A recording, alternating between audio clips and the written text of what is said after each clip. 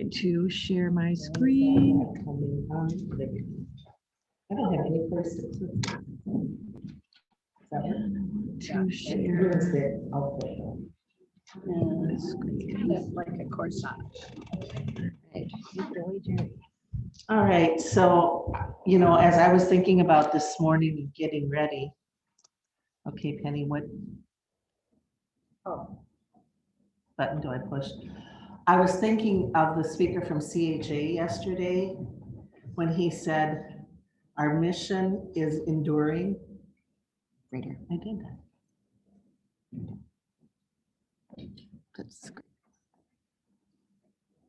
No, I didn't. There you go. But I was thinking about the speaker from CHA when he said, the mission is enduring. The ministries may change, alter, and adapt to the times. And I think that's what we're doing here today. I mean, Penny started it out by saying, we're here because there was a lot of advocates in the state of Minnesota who are still, Ben will tell you, very strong, very vocal at the state legislature and level. And we're here because there's changing needs of the people, and then we adopt our ministries to that. So I'm going to start out this morning by talking about training and letting you know what we have in place for you for the training requirements, and then what's to be coming. So in many ways, when you think about this, the changes that are coming are adaptations of the housing with services and home care licensures. But there's a continuation of most things. Okay, so all of what you do right now is help prepare you for what this is going to be. So we're continuing our current regulations and competency testing.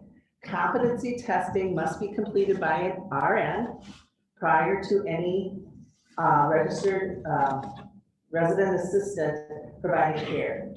And that does not change. Okay, what is new is orientation now needs to include a review of the job description. I believe that is currently happening with general orientation and Benedictine systems. So again, we have a system that already has this in place. The other thing that's new is they need to have orientations to community organization charts. So who are the other people that they work with and what are those roles? That might be an ad for you. I'm not sure, depending on what general orientation holds in your place, okay? And then finally, you need that uniform disclosure checklist that Penny talked about. Staff need to be oriented to what's in there. Now, why do you think they might have that as part of the orientation? What is the thought process behind this, do you think?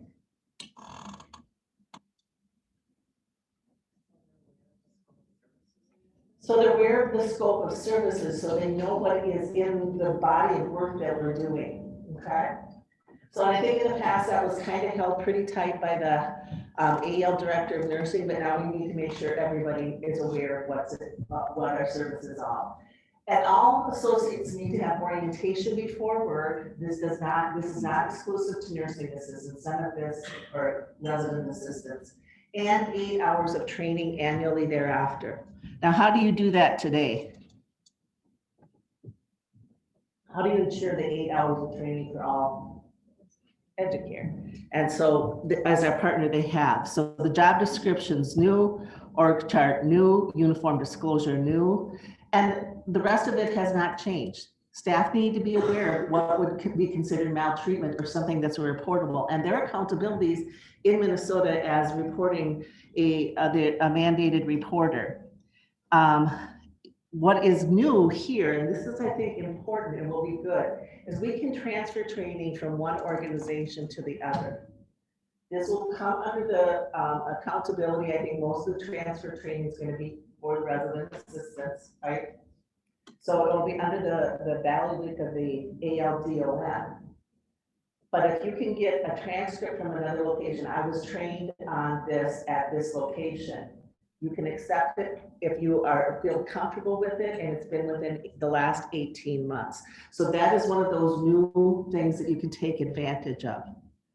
Now, we do have the Benedictine onboarding and training. How many are using the resources that are in the Benedictine RA onboarding and training? Who had never heard of this before? Anybody? these tools were developed to be in compliance, for you to help you be in compliance. So we really want to encourage you to use this. And one thing I'm going to say it a couple times, but the competency testing of the RAs is not transferable.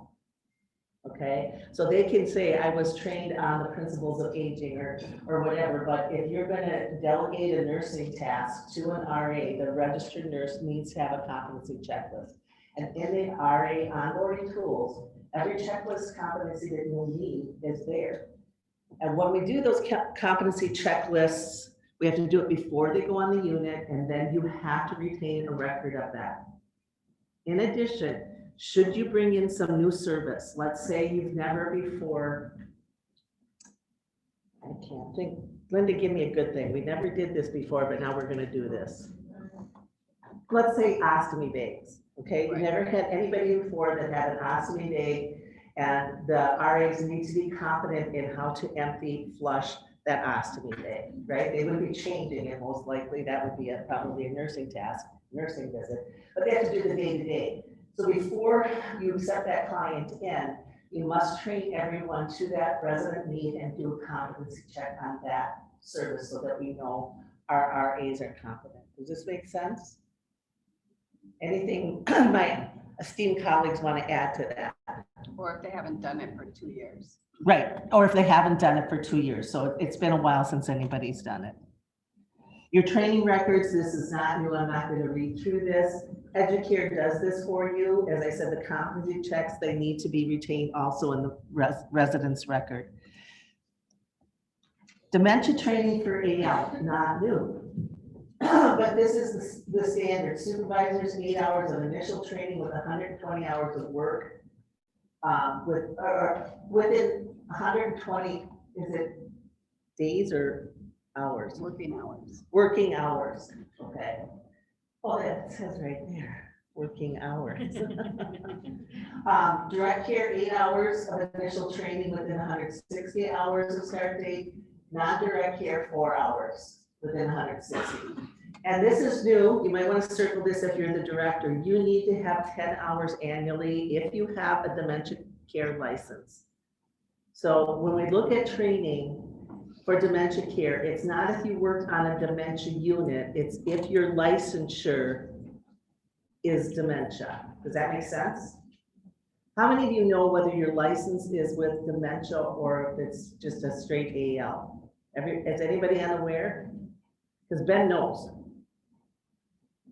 Because it will change what you need to do, but the dementia training is, the other thing I wanted to make you aware of is Lisa Johnson and Kate Midler and Dale have been working on a much more advanced dementia care programming that we will be rolling out. Educare gets your regulatory compliance, okay? And then on it above it. This additional 10 hours, we're not seeing anything in Educare yet.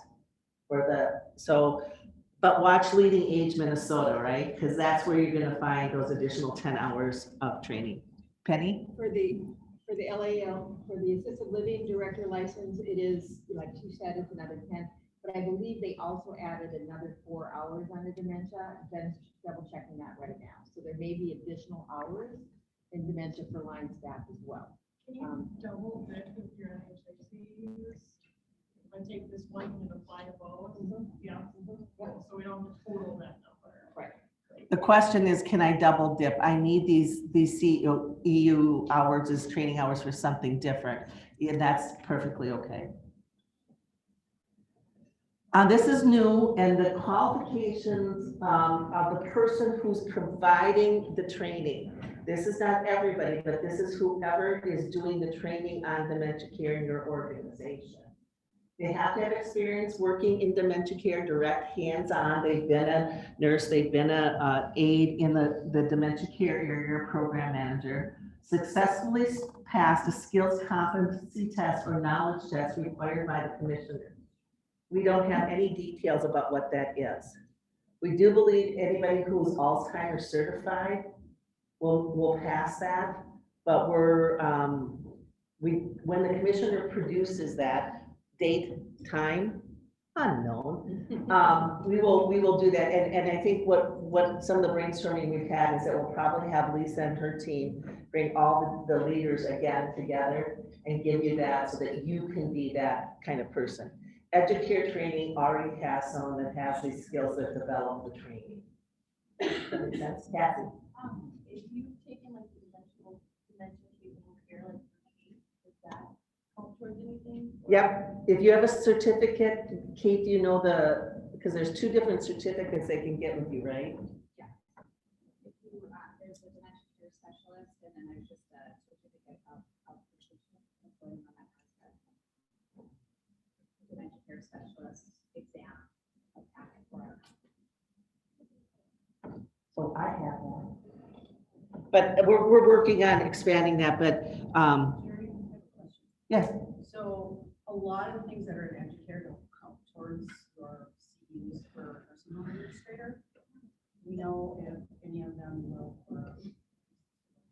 I do not know the answer to that question, but somebody will write it down. We'll talk to Kathleen, and I was not, when you say that, I'm not aware of that because I don't hold it. I was just thinking I would have somebody assign those to me, but then it's not.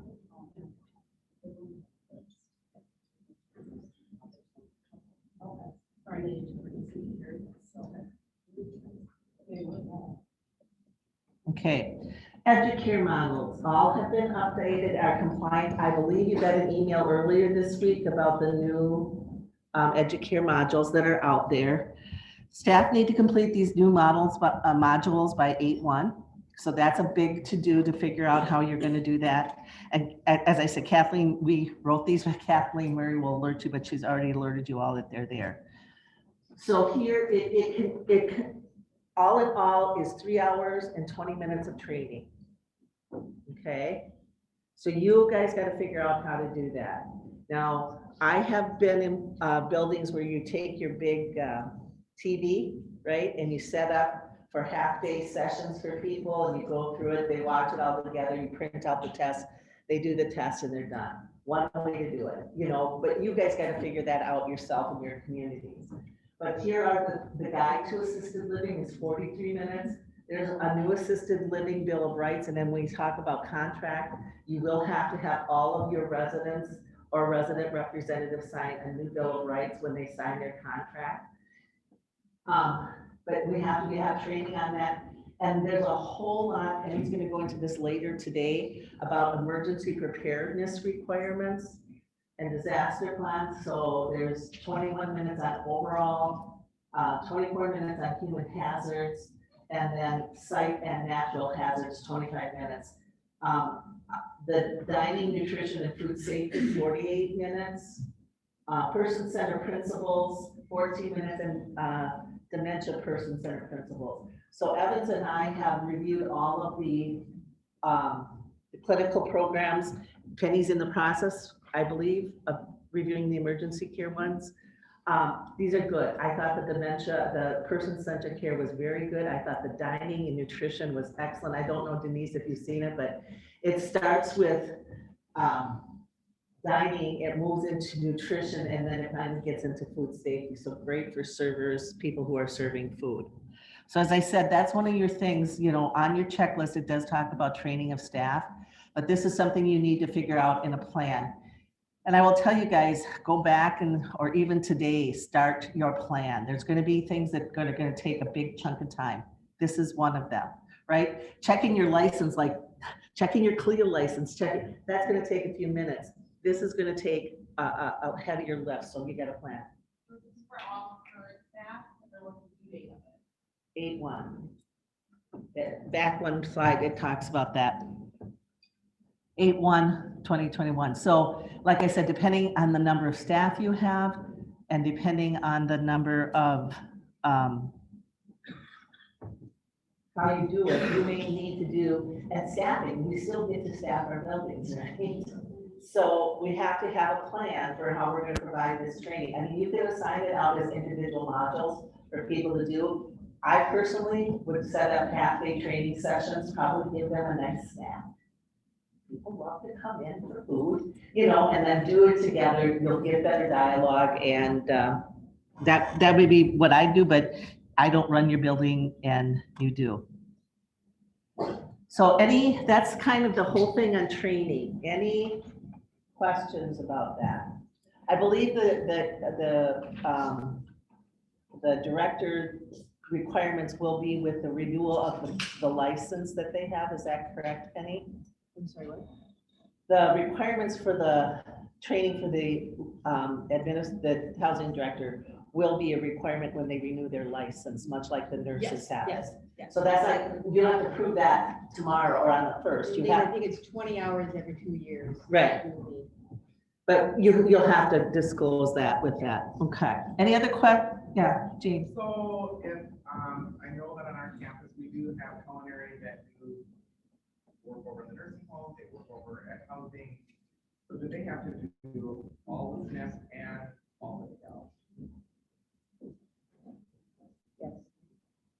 Unfortunately, that's because they work in 2 locations, but the stuff in the skilled side hasn't changed. So they won't be double dutying until at some future time. Yeah, some of it may cross over and whoever is assigning it, because I know when I was reviewing the PowerPoint, some of them were the exact same thing, but one said nursing home and one said assisted living. So whoever assigns it might know that I don't have to do this one twice. I think Kathleen right now is saying do all of these by 8/1. Yes. And then later you can, Yep. and the 10 hours doesn't really have the same requirements for all of this. Okay, now we're gonna move into direct care staffing. And so within the regs, it talks about having a direct care staffing plan, a schedule, and the posting of hours. So 3 things that are, this is new. But we have resources that make it possible for us to just pull this from here, pull this from here, and you'll be successful. Okay, nights from 10 a.m. to 6 a.m., call out response in a reasonable amount of time. Everybody do clap. The original reg said within 10 minutes. And that just made us kind of start to shake a little bit. But luckily, when administrative judges looked at this, they said, no, in a reasonable amount of time. So you'll have to figure that out based upon your staffing, the number of call-out you get in the night, do some calculation there, what's reasonable. If you have anybody that's a 2-person transfer or needs 2 people for cares, there is those situations where you need to have 2 people in there to provide care, you must have 2 people on at night, right? We can't have a resident who needs a transfer that we are not capable of doing because we only have 1 staff person. So if the care needs dictate that you have to have 2 people, you have to have 2 people on nights. You have to have, the dementia unit has to be awake. The others do by Benedictine standards too. I mean, we don't want any staff sleeping at night. If you know about it, you got to stop it. Okay, so what do we're going to have a webinar with, I've already talked to Dodie. So she is the expert. She says, I said about the direct care hours for the RA. She goes, Jerry, I work with staffing people and the ED or the leaders, housing leaders more. I'm like, okay, we'll get them on that webinar. But we're going to go through all this. She'll show you exactly how to pull different things, okay? But you have your budgeting tools. So when budget is created, there is an ideal staffing plan in there. That is your staffing plan. So if it was me, the ED should know where to pull this from their budgeting, pull that ideal staffing, that's your plan. Done. Put it in the binder. You also want to look at your Smart Links schedule. How many of you are using Smart Links to schedule your staff? Jody told me more are doing it than ever before, so that's good.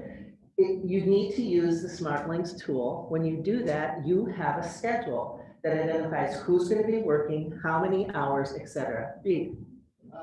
Should you convert your budget staffing tool into PPE rather than saying these are the hours in our budget, because since it's obviously flexible and should be aligned with It's that? just a plan, you know what I mean? And I think if we overthink this too much, I don't want to overthink in the beginning, Reed, right? Now, if we have, we have a plan. It says how many hours of staff we have to have, right? It's planned. if you feel more comfortable, certainly go ahead and do that. Now, if we see 16 tags in our, not in Benedictine, but in the other facilities in Minnesota, then we might adapt. But right now, the law says a plan, and it is not specific to what that plan must entail. It does say, though, that you do need to review the plan to ensure that it is addressing the level of care that you are providing. And so that's where that point process is Yeah. coming in as you double check. So to your PPD or your census, when you do that, that's another thing that you look at. How many people do I have on services? What is their level of care, et cetera, would fit into that. And then Right. they review. So, and if you do, so we'll go, so Smart Links is your schedule, because that tells me how many and which people are gonna be assigned on Tuesday, how many hours and all that. So there's your schedule. Now, you have to, of course, look at this, as Penny just identified, by looking at points. So if you do 3 admissions, right, and you went from having people, I'm trying to remember the point system. Level 1. A level 1, and now you replace 3 level 1s with 3 level 8s. You're gonna have to look at your staffing plan, right? And that is what a good manager does all the time, is you're looking at that. Or if your staff are, struggling to get the work done, what has changed? So then you're gonna look at your points. So you wanna, and you can run those reports if you don't know how to do it. These ladies are ready, willing, and able to help you. You wanna look at the percentage of services that are done by a registered nurse. So again, you might not have any more direct care, but you may suddenly have a lot more nursing visits that have to be accomplished. And how does that affect your staffing, right? Or your delegation, in all honesty. You have to look at both of them. If you're getting extra services, so with our point system and the new pricing tool, that they have their plan and, this is their service plan, but then my grandson's coming to pick me up. I want to have a shower because I feel better when I go with my grandson if I have a shower. Well, that's an extra service plan. There's a process for the agents to be documenting that. But if you're starting to see those extra service, points coming in, that's an indication we may have shifted. So these last 4 things, and then your call light reports. Most of you, I do believe, have a call light system that will tell you what's the average length of stay to respond. You know what I mean? So if you're looking at, you should be doing that. That has been changed and put on the Quality Council for both skilled and AL. Where's Dana? We talked about this at the last QMC meeting. So if you're noticing a shift there, you should be going, what's going on? Do I have to go back and look at my schedule? So these last 4 things are the things that you do on a routine basis.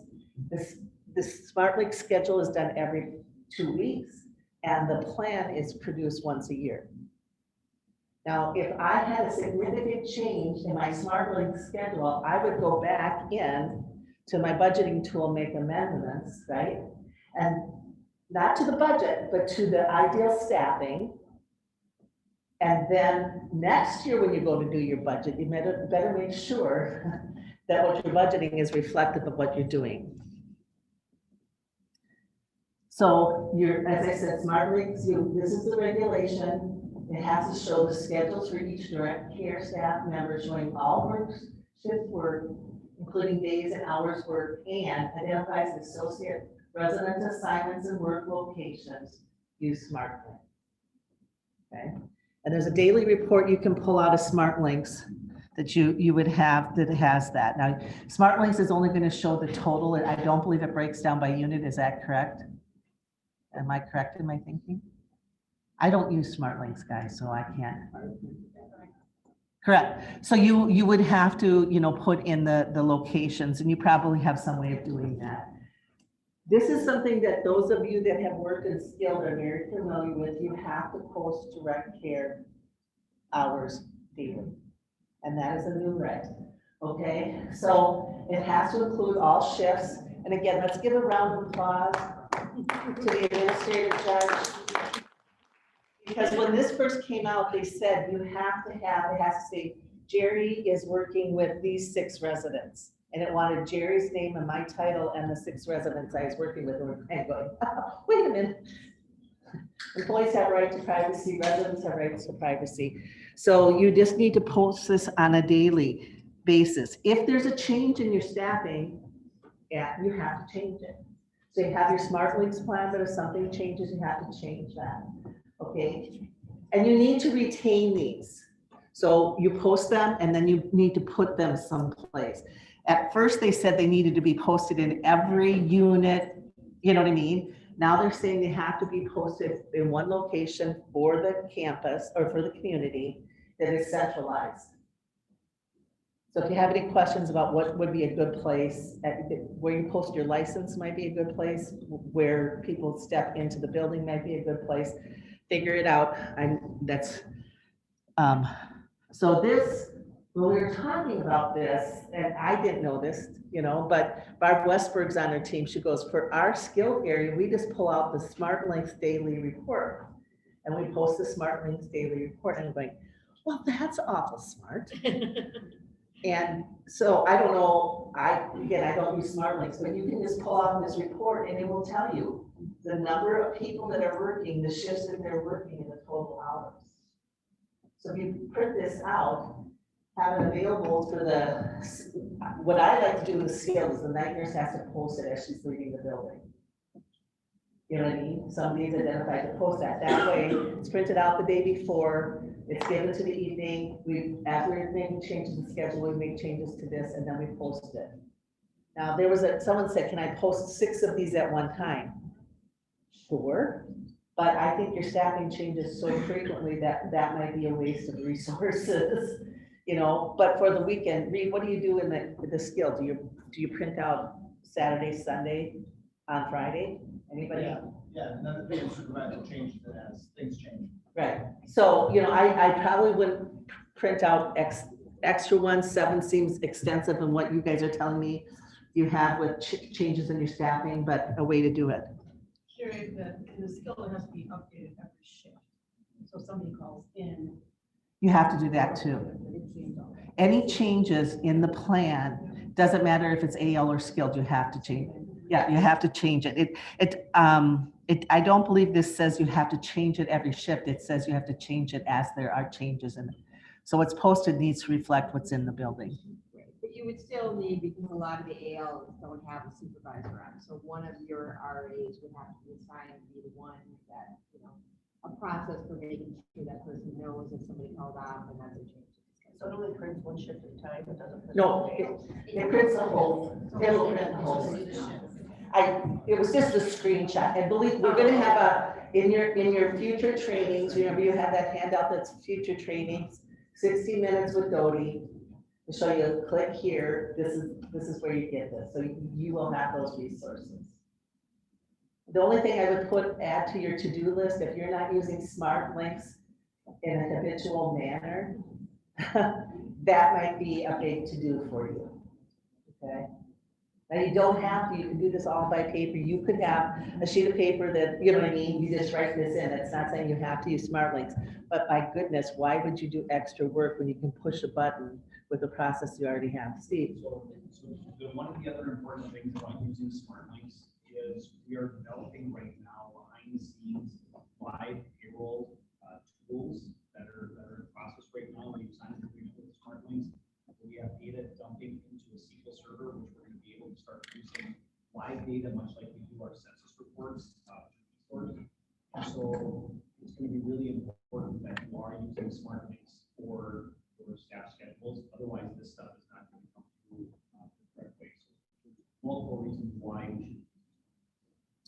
It kind of goes back to meal suites. There's multiple reasons to do this.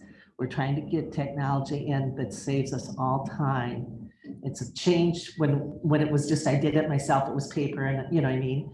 So there is that change, but it does produce better results. So that's in a nutshell, the training requirements. I've heard many of you say, and I think I reflect on this, how lucky we are to have the systems that we have in place.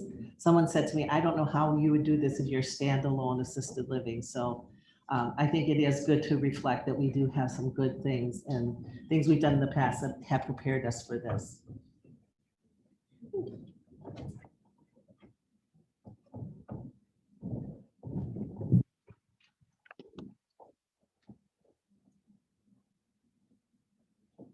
So any questions on staffing?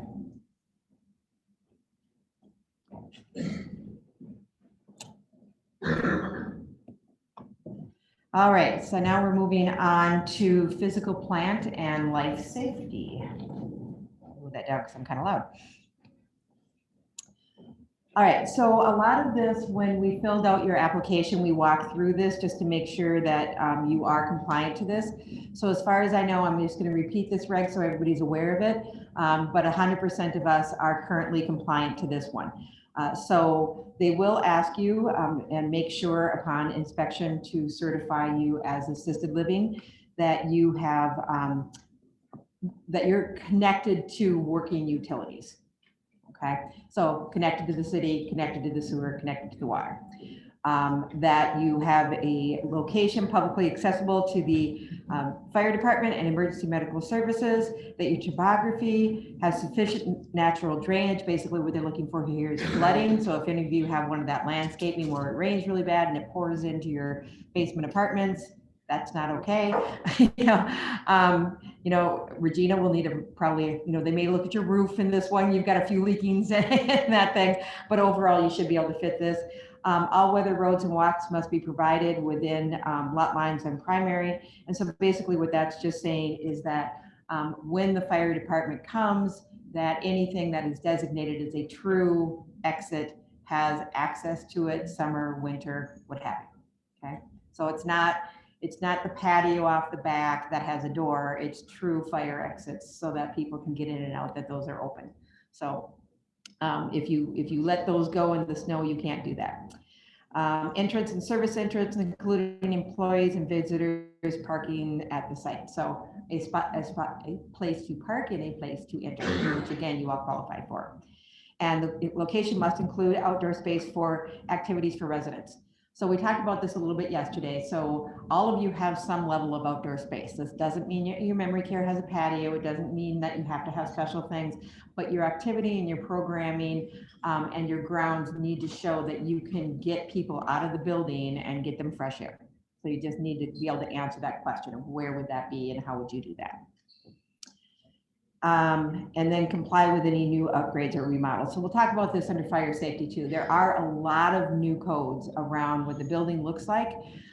We talked a lot about memory care and that patio that memory care people can access on their own. And we've said that, thank God, we don't have to do that, right? Because that would shut down a couple of you. So they're recognizing that that's not realistic. However, if you do remodel your memory care, you will have to comply with that. If you build a new building, you will have to comply. So there are a lot of new rules and regs that we're not covering around here at all. But if you guys are thinking in your capital planning of doing any remodeling, you're going to want to get with Andy and just say, what are those new regs and are any of them going to hit me if I remodel? Okay. One of those too is that you have to have a tub and a spa. So if you remodel a unit and you don't have a specialized tub or spa, that's another one you're going to want to consider. That's probably a big one. Okay, more physical plant. Again, we talked about all of this one. This one is really just about the smoke alarms. You guys should all be compliant to this. Basically, if you have a studio, you just need to have one smoke alarm and CO2 detector. If you have a one bedroom, you're going to need one in the bedroom, one in the living room, and they need to talk to each other. So, and if you have a two bedroom, one in each bedroom and one in the living room. So you need to have one in each room and outside the sleeping areas. And if one goes off, they all need to go off. So again, from asking your executive directors, you're all compliant to this, but a double check. And then on every hallway, you need to have a smoke detector and a CO2. And you need to have a fire extinguisher every 75 feet. Okay.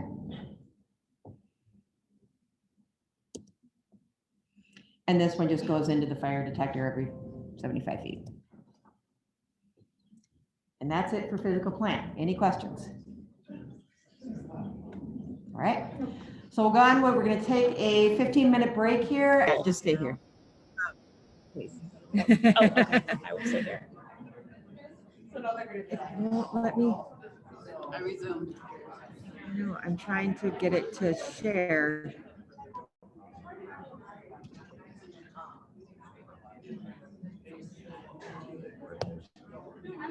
Okay, it's not letting me change it. I'll have to fix that in a. Okay, Do we want to let Jerry in? Yeah. In case she says no. Okay, can you guys hear me? All right, we're gonna go ahead and get restarted. Again, I apologize. It was the 45, which looked like we were right on time. We're actually an hour ahead, so the food will probably be out in an hour. I do want to go back a little bit to, so I'm human, sorry, guys. It won't let me pull this up so you can see it, but I want to go back to the training for the LALD and the dementia care that we had talked about. So again, Jerry talked about it a little bit, but Lisa just came up here and made an offer. So I just want to go back to that a little bit. And so Jerry, please, Jerry Reinhardt, wherever she is, please weigh in here. Okay. So I'm actually just going to read the regs here. It says the assisted living director of an assisted living facility with dementia care must complete and document that at least 10 hours of the required annual continuing education requirements relate to the care of individuals with dementia. The training must include medical management of dementia, creating and maintaining supportive and therapeutic environments for dementia, transitioning, coordinating for residents of dementia, continuing education credits may be included, college courses, preceptor credits, etc. So as Jerry had said, we don't know what's going to meet this criteria quite yet that you need to make. If there's other regs in here that Lisa and I just checked that talks about the training that you need to get needs to be done by a certified dementia trainer. Your line staff just has to do some educare, but if that's all you're doing for your line staff, if you look into the regs, it does require some level of consult with a certified dementia trainer. So Lisa has a suggestion for how we can accomplish all of those things. Okay. And we have 12 months, right? No, we have a month and a half. Oh, we have a month. Well, they have a year. They have a year. Okay. Once they have a year to get all this training in. They Okay. have to do the educare, the line staff has to do the educare by August 1st. The LALD has a year to get these 10 hours in. Okay. And then ongoing and competency training throughout the year, they will need to have, from what you and I just reviewed, that's how I would look at that. Okay. So Jerry, we're kind of going back to how are the LALDs going to get the 10 hours of training? And so we're just I just want to make sure we've got this right. So look, by August 1st, the line staff needs to do their educare. The LALD over the next year needs to do the 10 hours. That is my understanding, because that comes with their licensure renewal. Yep. Not on the basis of the facility. And the facility needs to have some level of oversight or consult from someone who is a dementia expert. If training is done on dementia, the person who's doing the training needs to have the yet determined skills and Qualifications. competencies. So it's not saying that we have to have that trainer in-house, we just have to have the training done by someone who is skilled and competent. Okay.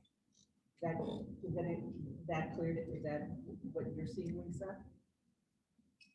I'm just worried about because it says you have to have a direct consult or someone supervising your staff who has the competence.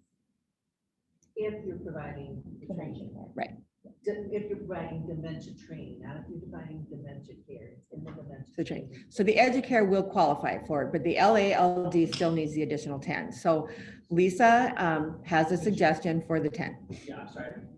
Just hearing this piece. So basically, Jerry, you're saying supervisors do not have to be certified. And what you're saying is basically they would need to be certified if they're doing the training. Is that what I'm hearing? Yeah, when you read the revisions that are there, this requirement is in the dementia training section. It's not in qualifications of the dementia leader.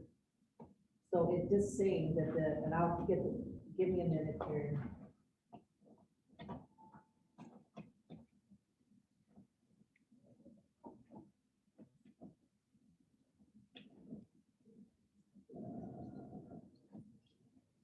You had the reg on your phone. What is it? Is it 8.2?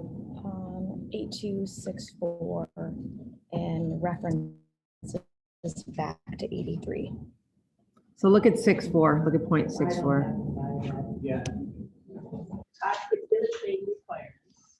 And at the addition, a facility with dementia license, this is in the training section, responsible ensuring that the documentation of the individual providing or overseeing staff training related to dementia care have work experience.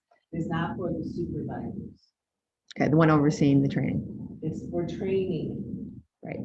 So Educare will meet that requirement. So for the I LAL, think we need to have, Yep. Lisa and myself. Yep. This is not for the team. Yep. So we'll come back to that one. But what Lisa was saying is that they will be coming back in July and providing, it is their plan to provide some training on dementia care that for the LALD should fit that requirement. So, so as I said, Jerry and Dale and Lisa will kind of take that offline. But what I was excited about is since we did not know how you guys would comply with that over the next year, we do have an internal resource that's part of our development anyway of dementia care. So it fits in really nicely that you guys can get that 10 hours of training in alignment with the Benedictine model for dementia care. So perfect. Thank you, Lisa. Okay. So going back to the PowerPoint here.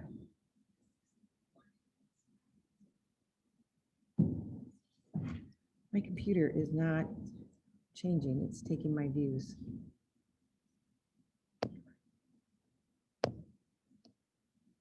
Okay, we're having some technical difficulty here. I apologize.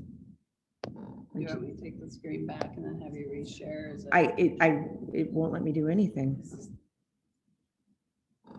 Are you on the Wi-Fi to get kicked off? Let me see if it'll let me forward. Did that just forward? Did it change? I'm really sorry, guys.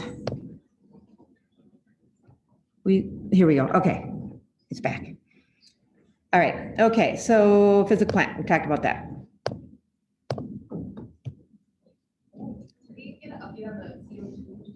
Yes, it does say just smoke detectors. It is not CO2. Yep, it is looking for, in the cross-off, Ben looked it up, so smoke. So you're good. Okay, so moving on to staff and resident training. So the employees of the facility shall receive training on fire safety and evacuation. That is not new. You guys should already be doing that. You do have evacuation plans, and all of your buildings should have on every hallway a little map with a little dots on how to go.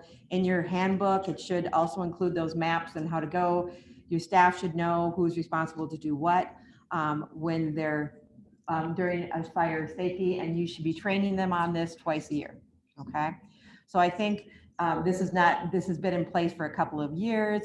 May just want to remind yourself of where you at in that, and then just another helping guide to that. That's something that you can input into TELS, and that will trigger your EVS person to do the fire safety, because you can build it into that.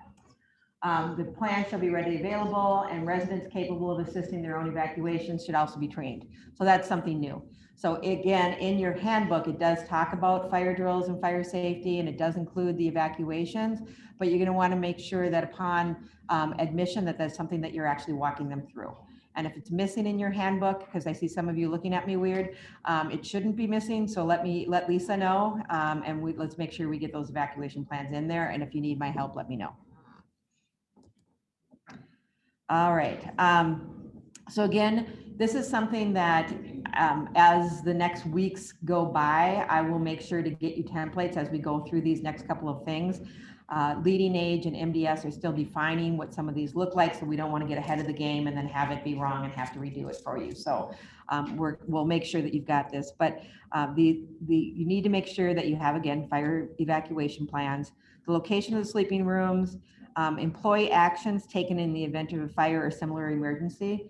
So again, that should be covered during the fire drills, but people should know, if I'm resident assistant A, this is my role if something happens. If I'm resident assistant B, this is my role if something happens. And then procedures for resident movement, evacuation, relocation of fire, identification of unique and unusual needs, movement for evacuation. And so again, that's something that would be a part of that nursing vulnerability assessment, and the nurses can tell us where that would fit. But if you have somebody who can't get out of the building without help or whatever, what is your plan for addressing that person and making sure that everybody knows that and what that plan is? Okay, any questions on that? Didn't move. There we go. Okay. So this one, again, there's going to be a template coming. I'll make sure to feed this for you, but this is going to be a little bit additional. So what you need to do in this one is for the fire safety, but just in safety in general, you need to do a hazard vulnerability assessment or safety risk performed around your property. So what that means is that in your dementia care, you need to walk through the building, you need to walk outside the building, you need to go anywhere and everywhere that that dementia person might end up being and determine if there's a risk. So if you have an outdoor space that has a open door out to the beautiful brook behind you, you want to make sure that the door is locked so that they can't get out there, right? If you are Madonna Meadows, I'm going to pick on you, and your lovely outdoor space has some cement, I know you guys are already fixing this is why I'm picking on you, that does this, that is a tripping hazard, you need to fix that. Right? So you want to walk through everything and say, where could this person potentially get hurt? And what is my plan for addressing that? If you've got hand sanitizer everywhere and you have people who might want to drink that hand sanitizer, what is your plan for making, you know what I mean? So you're just looking for risks. So we'll give you a template, but that's something you're going to need to do is what are the risks that were identified and what is my plan to fix it? Okay. The other thing in here, so hazard is indicated assessment. What is your mitigation plan? And then again, this is one thing that we ask for all of you. If you have a dementia care unit by 2029, which is 7 years from now, you need to be sprinklered. And so one person I know that has been shared with me is Red Wing, is not sprinklered. So they've got some big capital coming up that we will need to address. So the rest of you, again, go back to your EVS, see if your dementia care is sprinklered. And again, this is an Andy thing, but in my understanding, so Andy, I've already told him the Red Wing to hook up with Andy, it's the whole building. So if you have dementia care and it's not sprinklered, it's not just the dementia care you have to sprinkle your whole building. So take a look at that. What if your dementia care is in your skilled side? That's sprinkled already, but it's living. Your memory care has a separate AL license, so that one will be fine. And then your other AL that has a license does not have dementia care. That's only registered as assisted living, so you should be good. Yep. And then again, any new construction, any new whatever, you're going to need to come up to code. And there's a whole lot of code changes that are not relevant to us at the moment. All right, and a disaster plan. If you look at the regs, this looks huge. However, basically what they're doing is saying that your disaster plan needs to come up to the standards of SNF. And so all of you, except for 2, are attached to a SNF. So you should already have this disaster plan in place. You just make sure that you're incorporating the assisted living. But again, as we get more definition of what they're looking for in this, I will make sure what I'm going to do is, as Janice has already given me the emergency plan for the SNFs, that probably needs a little updating and tweaking anyway, just to make sure. So I'm going to look through that, look at what they're looking for, really narrow it down to this is exactly what you need to do. I will get that to you, and then you can do a double check. But it's basically a risk assessment of what are all the things that could go wrong from a disaster planning, tornadoes, rainstorms, whatever, right? So this is not tripping hazard, this is fire. And then what are my plans around that? It's also going to require you to have an evacuation plan, like where are you going to go? So if the answer is, and where will I get power? So many of you do not have generators. So if you lose power, what is your plan for light? Do you have flashlights everywhere? If it's going to be prolonged power loss, can the SNF accommodate you? Can you move everybody over there? Or is it a local church, or is it a hotel? What is your plan? Okay, so I think the biggest thing is going to be, I'm not aware, Steve, that any of our assisted livings have a generator, correct? Westwood does? There's a few that do have a generator. The first thing is you're attached to a skill. The skills are all required to have a generator. So that's probably going to be your first go-to.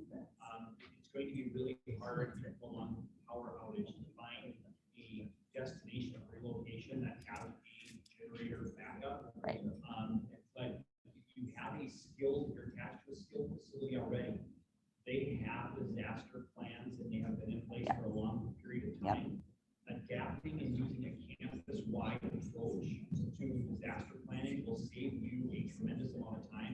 You just have to make sure that you've done your plant assessment for the assisted living, much like they're already doing for the skill, and then combine those plans and keep a copy of that on your assisted living side. Yep. So, but the area, those that are freestanding are probably going to have a little more of a challenge if you don't have a generator.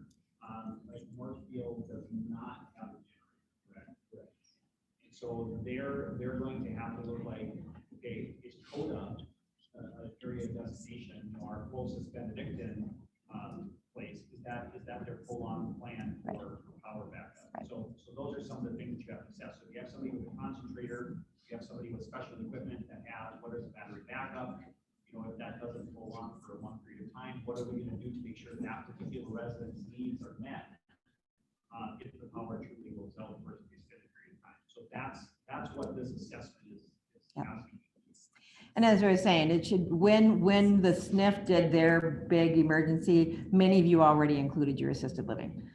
So this should be something that really should not be that big of a deal. At Steeple Point, I know they don't have generators, but they have flashlights located in their elevators and other places. Oh dear, why are you giving me that look?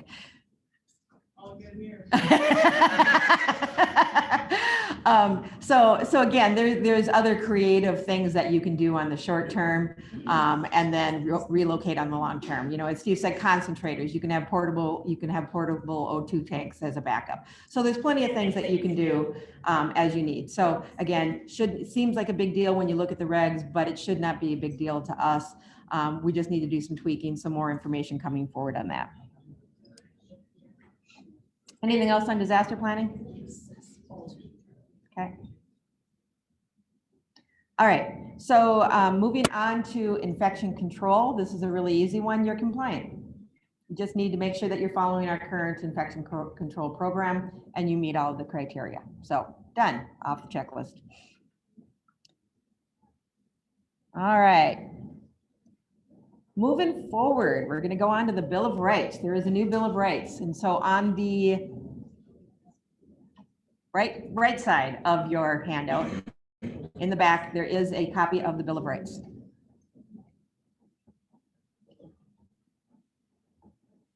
There are 23 points to the Bill of Rights that we'll go over in a second. You need to provide the rights in a language that they understand. Right now, it is only published in English. The Minnesota Department of Health is working on publicizing it in other links or other languages. I know Humboldt does have somebody who speaks Spanish. So for now, you're going to need that interpreter to read the rights to them since we cannot provide it to them in writing. Okay. So if you have somebody who doesn't speak English, that's how you would accommodate that until we can get some other languages from the Minnesota Department of Health. We do need to give this to people between now and August 1st. So by the time this day is out, we will have gone through contracting. We will have gone through, we've already talked about the UDELSA. We're talking about the Bill of Rights now. I'm sure there's one other thing that I can't remember right now that we need to hand them before Ben will cover it, but the representative. So by Monday, I will have all of that available for you guys, personalized to you, so that there will be additional training on these documents, particularly the contract. But those of you who are comfortable starting to have those conversations can go ahead and get started as we move forward. Okay? Or when you'll have it so that when Ben goes over it. So again, every resident needs a new copy. So here are what the resident rights are. You will see they have, some stuff is new, some stuff has changed. You can read the Bill of Rights on your own right there. One thing that is included is, as I said, and I'll go over this in a second, but in 2017, there was the home and community-based rule setting that we all called the attestation. And it all had that right to privacy, right to lockable door, right to food, right to whatever. All of those are being incorporated into either the contract and or the Bill of Rights. So that's kind of a major change, that they kind of cleaned that up and put that in there. So additionally, they said designated representative involved in care, can come and go freely, individual autonomy, right to control resources, visitors and social participation, community and privacy, furnish and decorate, choose roommate, access terminology. Again, those are all new to the Bill of Rights, but they're not new to you because they were in the 2017 and you've already been proven compliant. So you should have no issues with that whatsoever. Those of you who are new managers, in somewhere between 2017 and 2019, every single one of our communities did have a survey on these rights and you all passed. So no worries on that. So then some of the newer ones are the right to have a designated representative, which Ben's going to talk about, access to counsel and advocacy. This is new. So, we do give them information on the ombudsman. And again, Ben will talk about some of this through termination and other things as we go through. This will start to become more familiar. But if there is ever any concern, you need to make sure that the person knows how to, or that you facilitate access to counsel, meaning lawyers and or advocacy service. Yes, ma'am. Oh, does it say terminology? That should be technology. Thank you, Sherry. I could use a little help with the access to terminology. It would be technology, and in that it's meaning phones, Facebook, TTYs, etc., allowing them to communicate.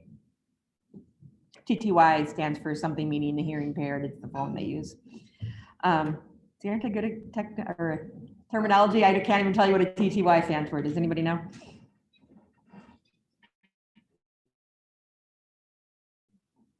Hearing impaired phone. Okay. Resident councils, which you talked about yesterday, and family councils, which you talked about yesterday. Okay. You need to make sure that you are offering that, offer it at least yearly. Make sure you have staff available for them who can man those councils, etc. And again, we'll get you the kind of the checklist of what you need to do on that. Yes, ma'am.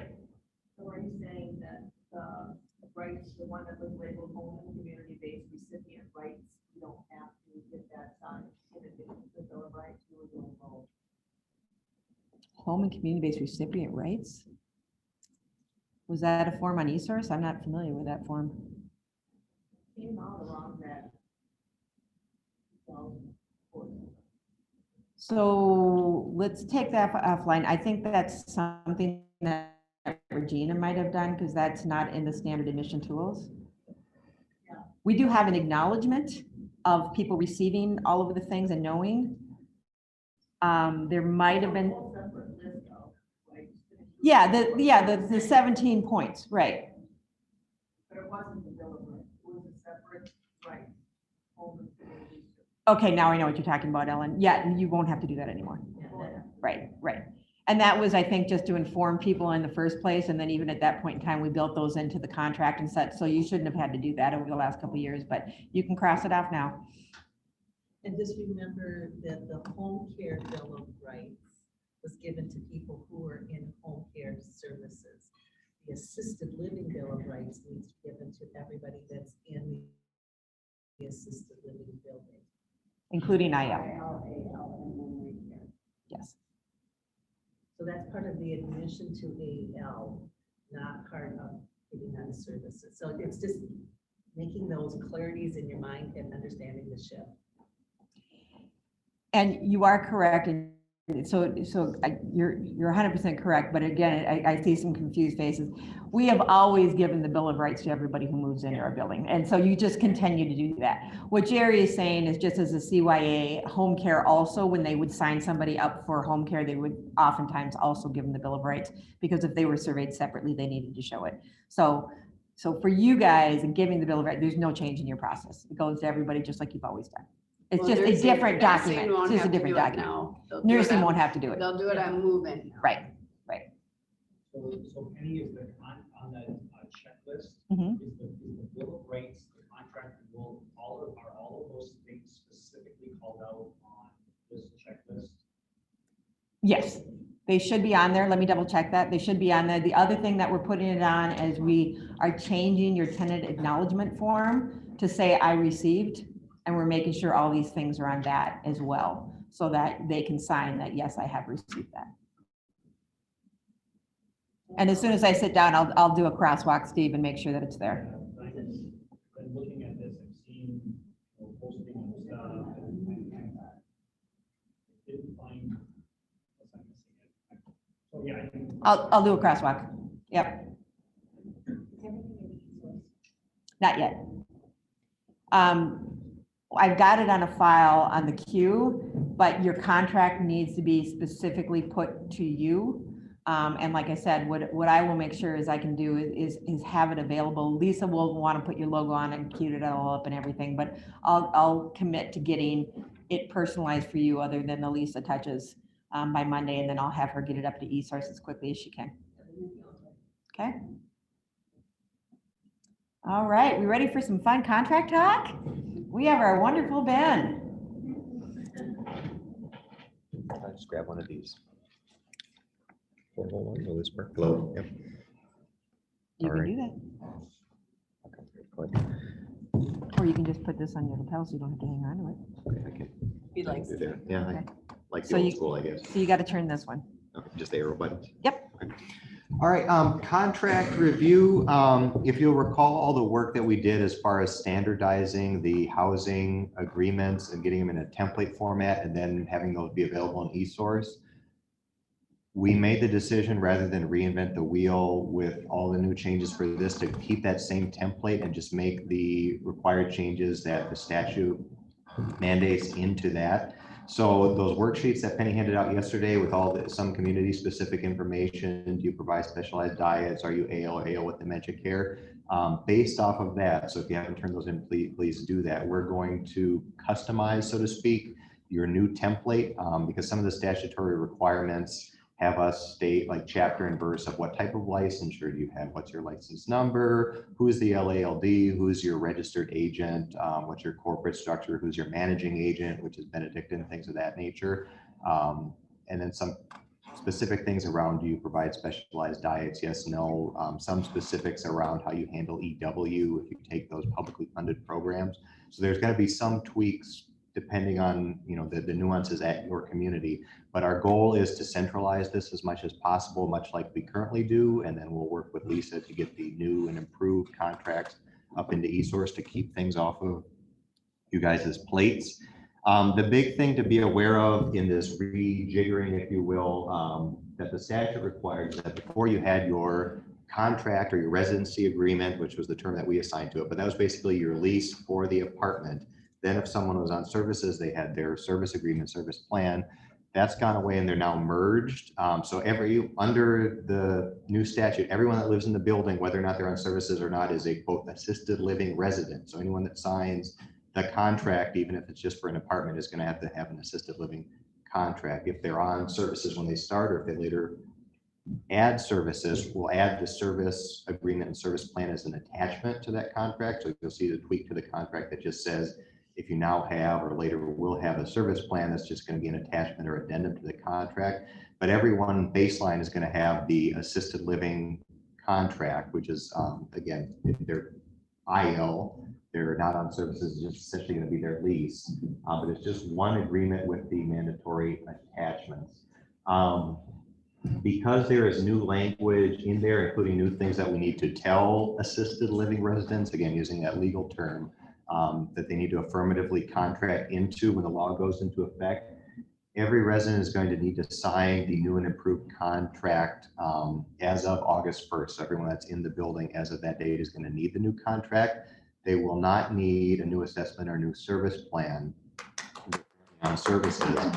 And those are just going to be kind of organically updated on the normal timelines when they would be based on need or based on, I think it's 90 days at a.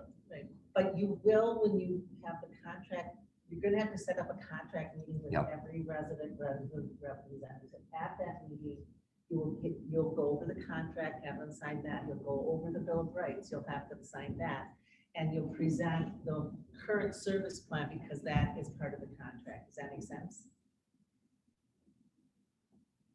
Does it make sense? Good, I had that, really helps me know that I'm making sense. Thank So you. you just print off from senior living their current service plan. Doesn't have to be an update. Right, it's just the current service plan. And one of our upcoming webinars before August 1st will actually walk through the nuts and bolts of what's changed in the contract, and hopefully it'll look fairly familiar. We're trying to keep it light. And You know, Ben, we're way ahead of time and they need to get those contracts going. So if you want to pull that up and go through that, we would have time to do it today. okay, I can, oh, well, do you have it? Is this linked to the Q drive? It is. Can we pull it Well, up I on the can make screen? it. Well, you keep going. Okay, I'll get to the context slides, and then we'll go through the contract itself. So some changes or at least tweaks here. Again, our current lease contract does allow you to add a second person. And if the second person moves out, passes away, what have you, there's a process for the additional person to become the primary. That's not changing. It's just going to look slightly different because there's going to be the main contract, the lease, if you will, but it's all the same agreement. You can add multiple people to that, but every person, if they're on services or one is on and one is not, is going to need their own service plan as a separate attachment. We've bulked up the language a little bit to make it clear that the second person, if they become the primary, they're still responsible for everything, i.e. monthly rent and their own service plan kind of thing, but that ability to add a second person to the contract hasn't changed. Did we kill our? We did for a quick second, but we'll get it back up. Okay. When I moved it, it moved the wire.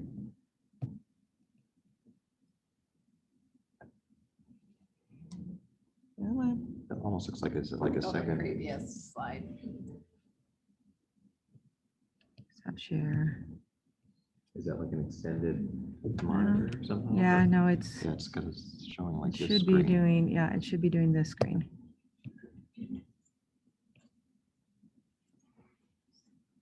Why is it not doing that here? Is it because of the share? or- You have to pick your different screen. and- Yeah, no, I did. It's not.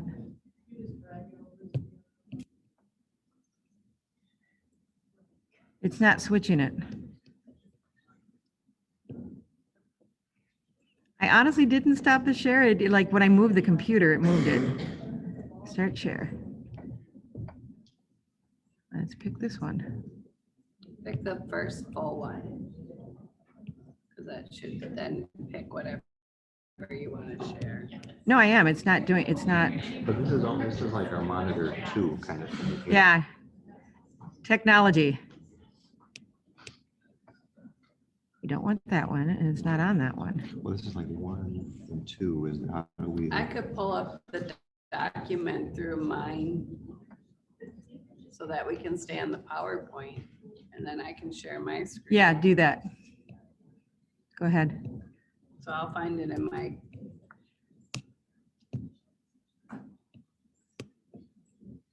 You tell me where it's at. Did you reshare yours though? For the PowerPoint?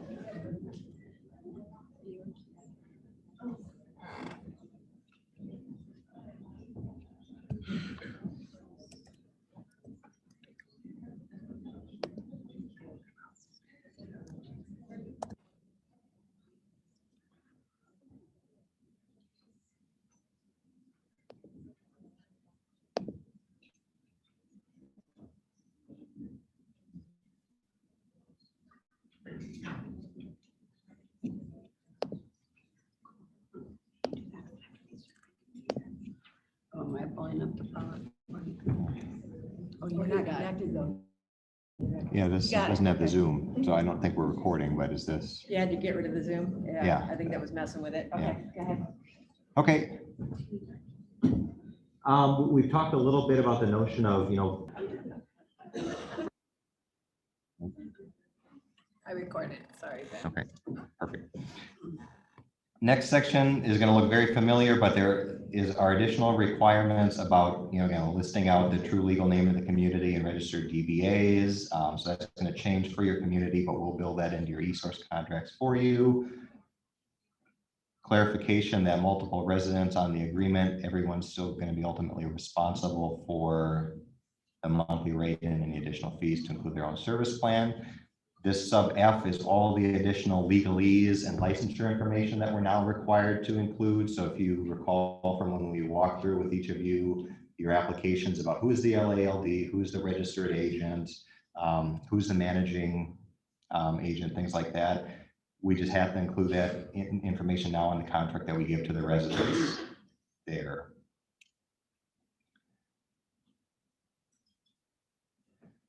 Meals, we'll talk about meals specifically on another slide here in a moment, but the assisted living law basically says you have to offer meals, you have to provide for meals, but you can't force someone to pay for meals as part of the contract. So as Penny kind of discussed yesterday, rather than rework our entire meal system and have it compliant and ready to go by August 1st, in order to comply with the law that says we can't force people to pay for meals, we're giving people the ability to opt out. We're hoping that by having it in the contract here, but not going over and above and calling it out here, that for 90% of people that won't change, because we don't want people to get the idea that I can save $5 a day by not going for meals. I'm just not going to do it. Then we have the problem with people not eating, things of that natively give them the ability to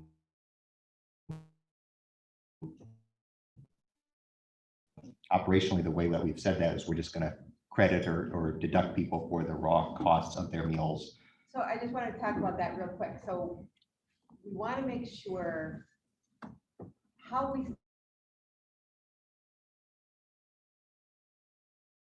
standards the same. The contract says what it is. We'll give you a credit, right? What we were thinking though is because within the law, it also says that we must staff our kitchen so that we can serve 3 meals a day and snacks, whether you eat food or not, right? So that's built into the base rate because the law says you have to have it. So that's overhead. That's not a variable cost. What's variable is the food. So Denise does have a way of determining what your raw food costs are.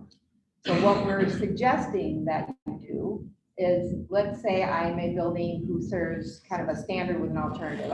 Restaurants are a little bit more complicated, so we'll just pick the standard. So if I serve my lunch for $7 a day, but my raw food cost is only $4, I'm going to give you credit for the $4. But if you want to buy the meal, it's going to cost you $7, because then I had to pay for the food.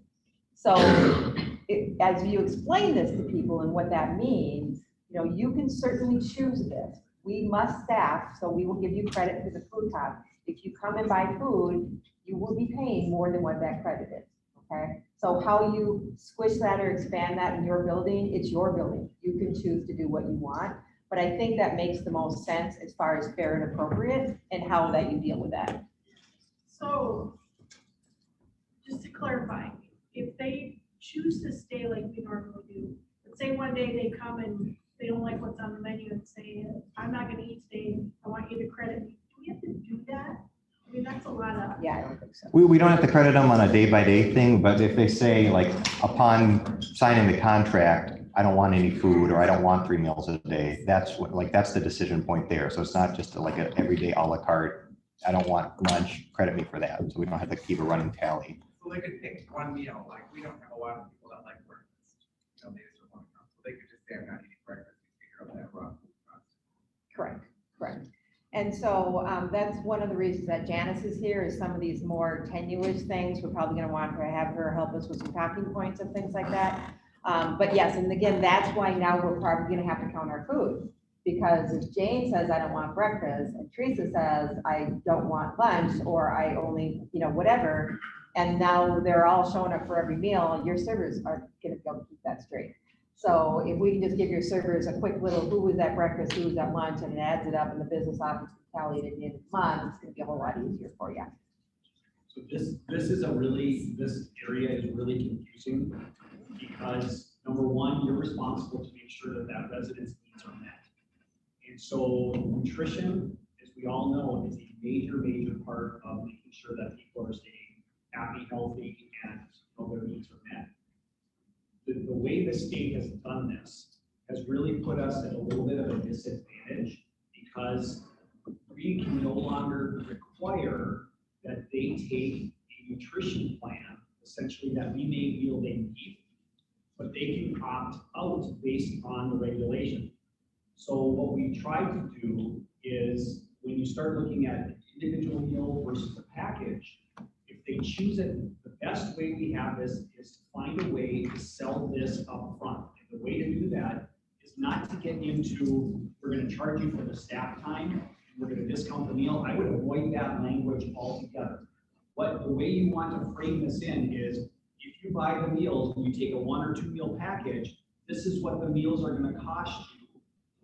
And if it's, let's just round it off to say $500 a month, okay? So those meals are going to cost you $500 a month.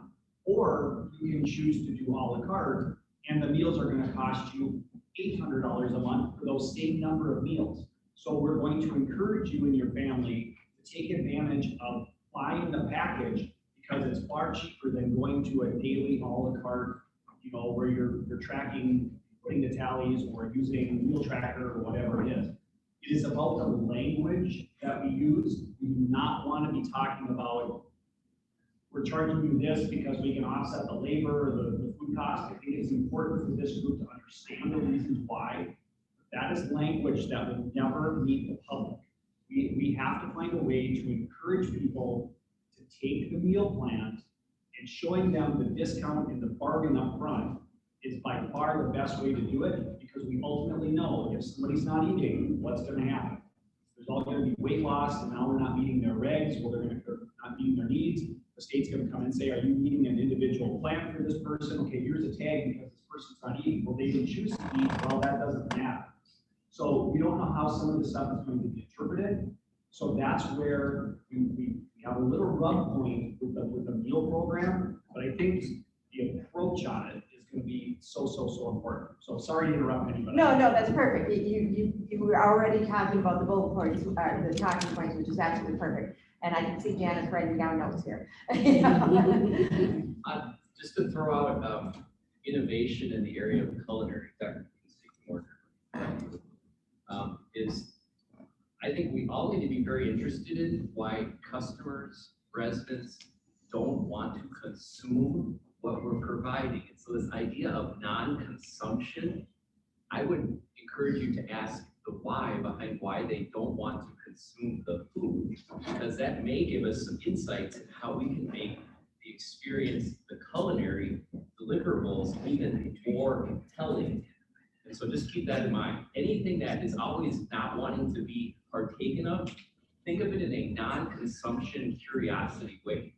So we all, at the sports center, locally, we can find out what needs are not being met by what we're trying to provide to meet those needs. Does that make sense? So non-consumption can be a great area to get curious about for innovation to happen. And I think just one last thing adding to that, I know from filling in during breaks and or working with you guys, a lot of it is, and as I get older, I'm not hungry for 3 meals a day. I'm just not, where I used to eat 3 meals plus.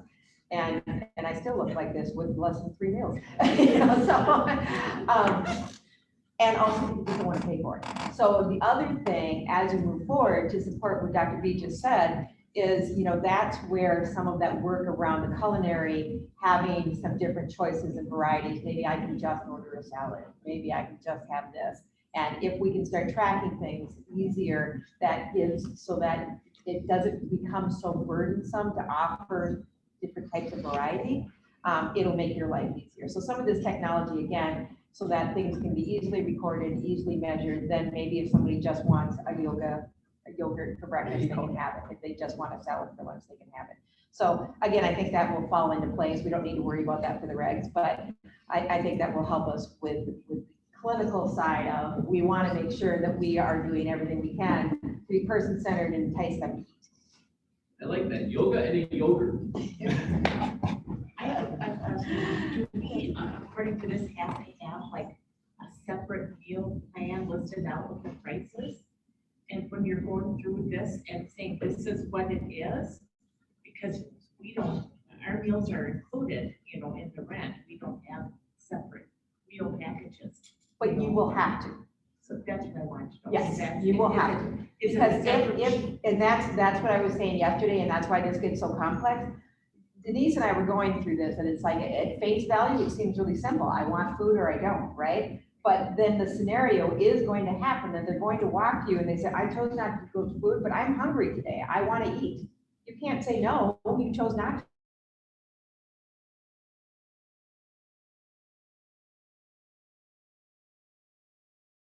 to. So the fact that if I say I choose not to have food, but now today I change my mind and I want that meal right there, you have to have a way to give them the meal. Right, so, but when they're doing the contract, there needs to be some tool to communicate the cost of food. I think that's. Yes, yes. And do we have a template for that, or will we have? We will be developing it, but that's what I'm saying. You will have to have that. You will have to have, because right now, like you say, it's included, so you don't have a cost meal. So it would be, yeah. So that be something that has to be done by August 1st. Oh, yeah, you gotta have that before you do. Yeah. the We contract. start the contract. And then the other question I have is when somebody goes on vacation, do we have to calculate those meals and give them credits every month? You The know? regs don't say that. No, not if they've signed up for meals.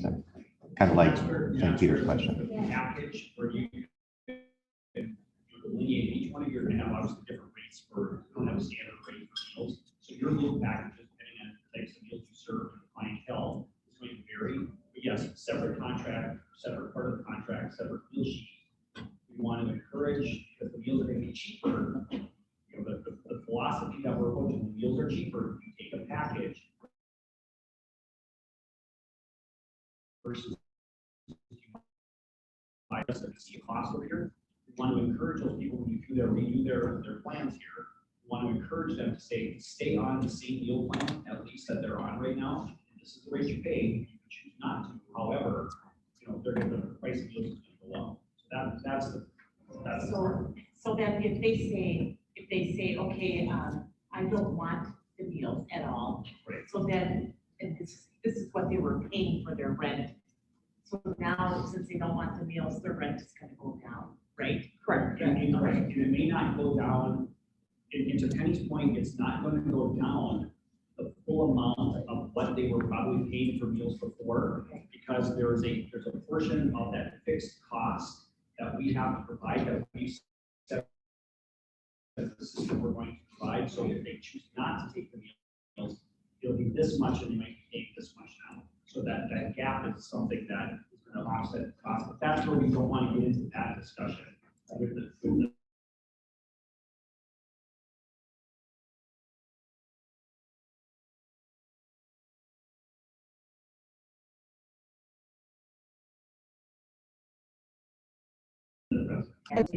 So that is a little bit of overhead you need to have for that.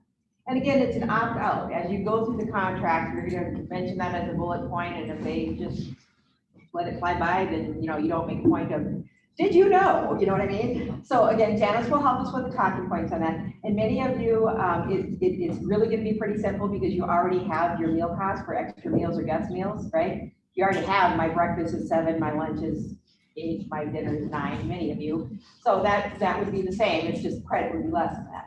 For those of you who have more of a restaurant style, again, it would just be what your entree of the day would be, what that normal cost is, a percentage of that, and then they just buy the food a la carte, as they do now, and we'll give you tools. So there'll be more to come as this comes out, because it said that some of you have retail tracker, so it'll be really simple. Other ones, we're gonna do a webinar, and we're gonna show you the tool that Jeff is making for us right now, and how you can enter prices into there and make it really simple for you.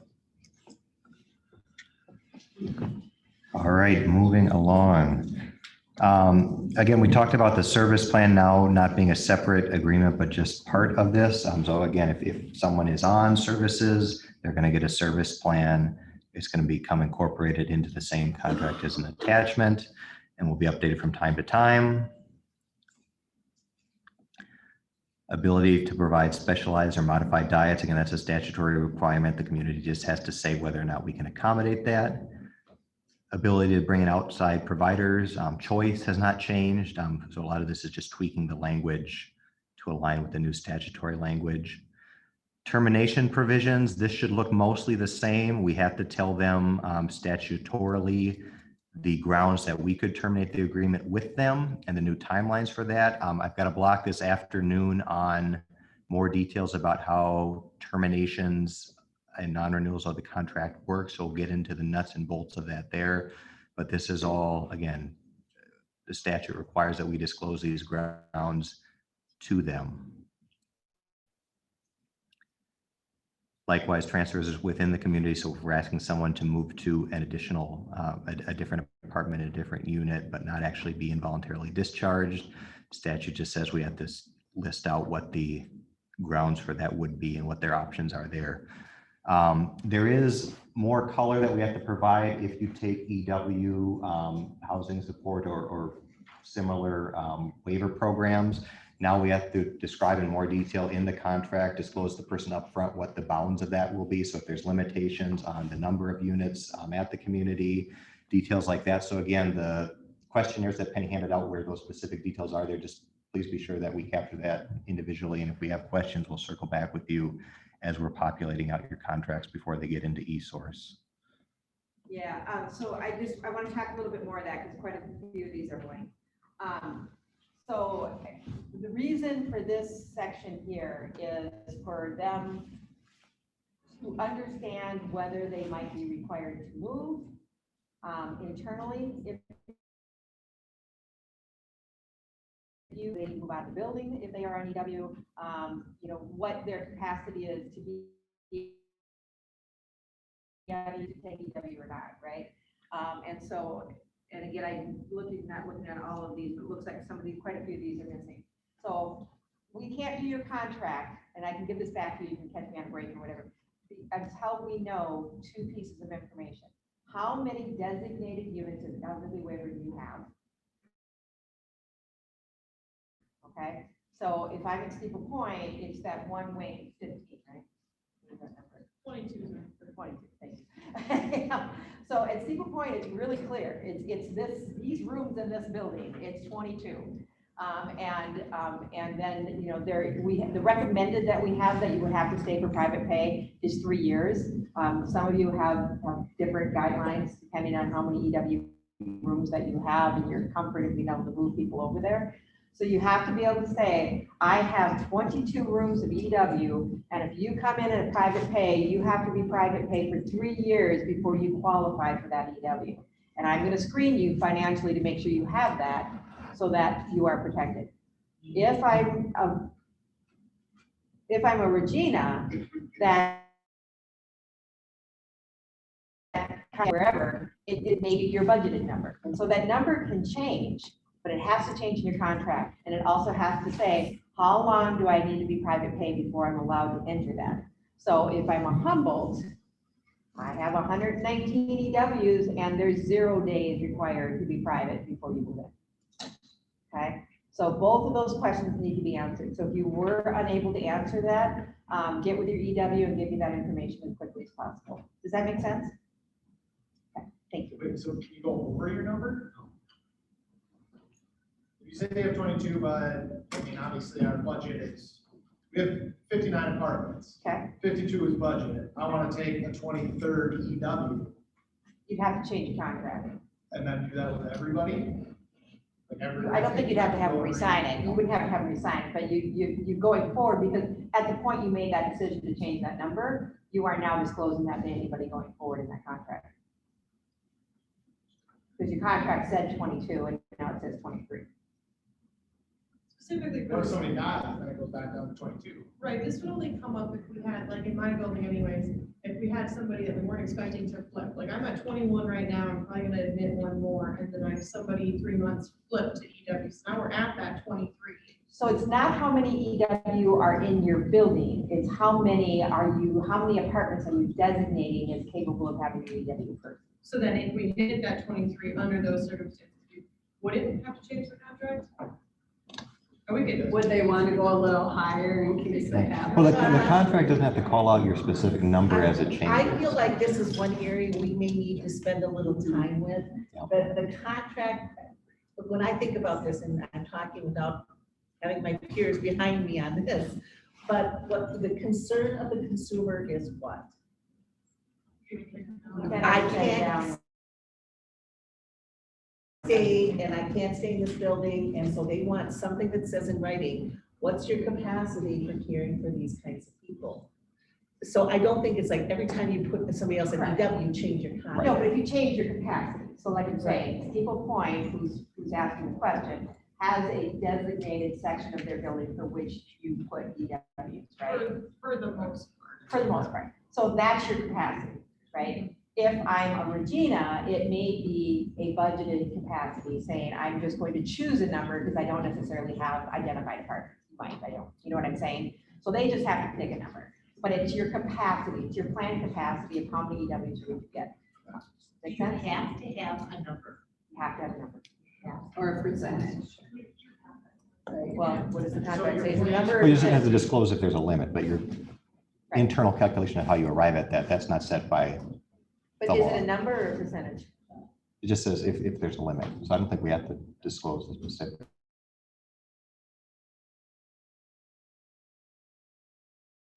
Oh, I thought maybe Tim need also, we Yeah. need a number at some point. So keep going.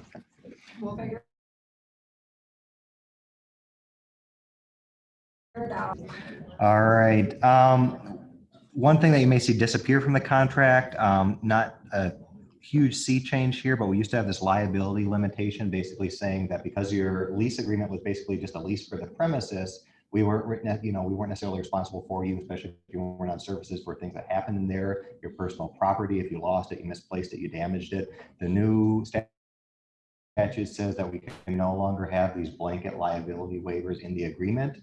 So we've struck that out and basically just inform people of the risk of loss and encourage them to get appropriate insurance.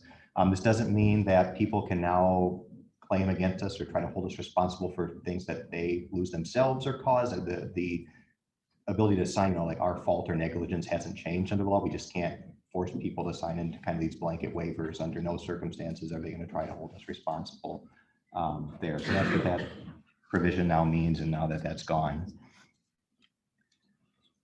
There are some mandatory requirements where we give people additional resources. So because there's 144G, which is the assisted living law, the legislature said that normal landlord tenant law still applies, which could get hairy, but we have to inform them of that right and their ability to contact resources like the Attorney General's office. This box here with these resources, statutorily, we also have to give them there. Again, rather than that enunciated list of 8 specific rights there, we're just telling them that they have all the rights in the AL Bill of Rights and that we're giving them a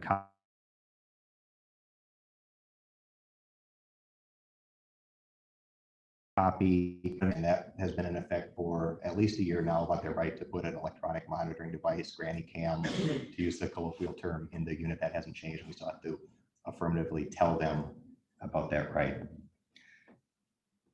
And that's it in a nutshell. So again, hopefully it looks familiar, feels familiar. As we populate out and build out the contracts, we may have kind of one-off questions or need to do kind of impromptu meetings with folks to define things. But if you're familiar with your current residency agreement, hopefully this doesn't feel like a huge change. Anna. For those of us that have a rehab to respite program, will there be a contract? Different respite care agreement? Respite. Care? Yeah, much like you have now. I mean, it'll look similar to this, but the terminology will just change to reflect that it's more temporary. So as a resident that lives in the assisted living and I've chosen the food package and I'm on services, I've fallen, I've broken my hip, and GCU is saying I'm gonna be gone for 6 weeks. I hold the right to let the assisted living know that I want a change in my, whatever you call it, in the agreement, to discontinue my food package, to discontinue my services. Services have always been held except for memory care. Right. That's my question. Right. So, no, I mean, no change to that practice. I mean, is the question basically whether current practice changes in that event?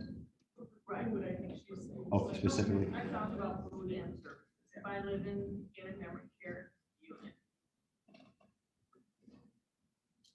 assuming that the lease, agreement is the same for every client within your assisted living building. Yep. Doesn't differentiate between, people that are living on an assisted living floor within your memory care. It's all assisted living. So Do I have the right as a representative of a patient in the memory care unit to discontinue my food package and my services while I'm gone in TCU? So I'll let the lawyer answer that, but I think just to add to what you said, I would assume that whatever I signed is what I agreed upon, and except for the services. But for the food, you would need to give me a 30-day notice and move to change your contract. Yep. Right. And that hasn't, I mean, if they want to reduce discontinue, they just follow the normal provisions about how much notice they have to give us. If they're gone for 5 days, for hospital stay or. I mean, in the case of something where you know you're gonna be gone for a greater.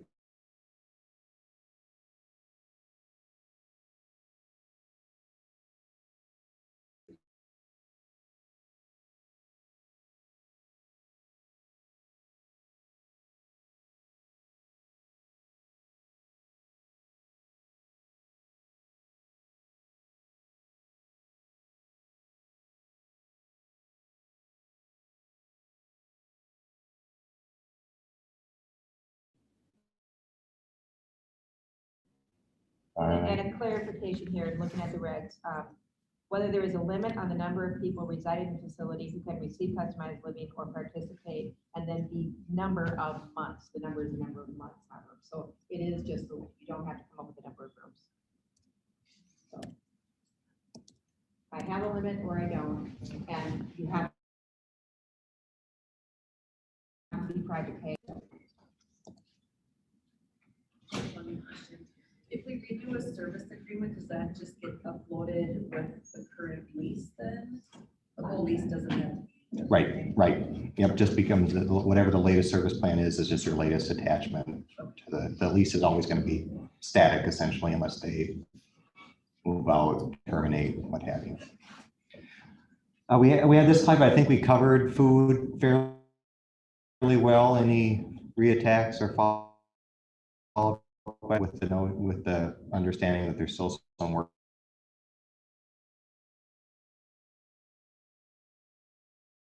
to do and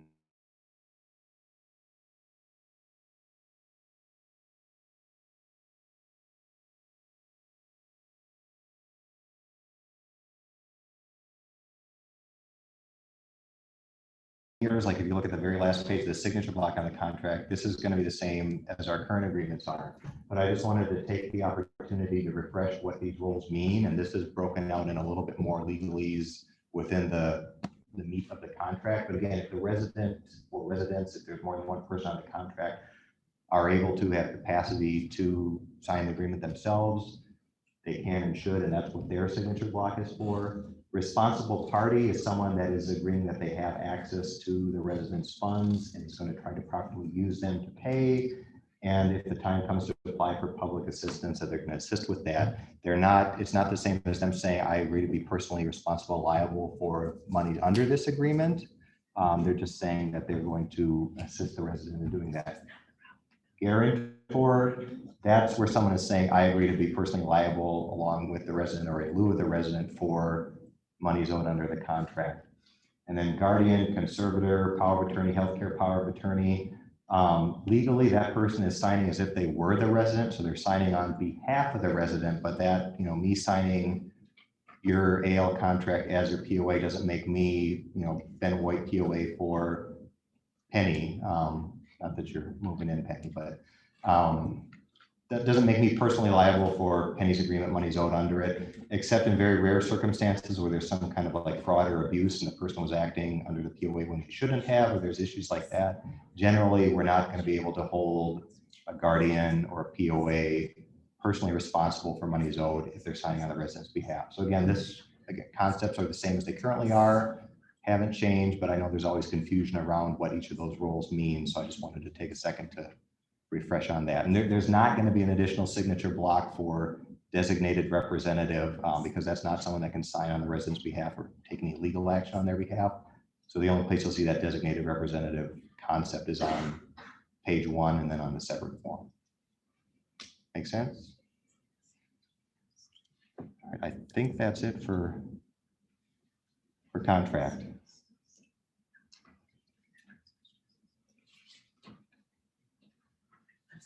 Oh, He's looking at. Oh, sorry. that's it. We're not.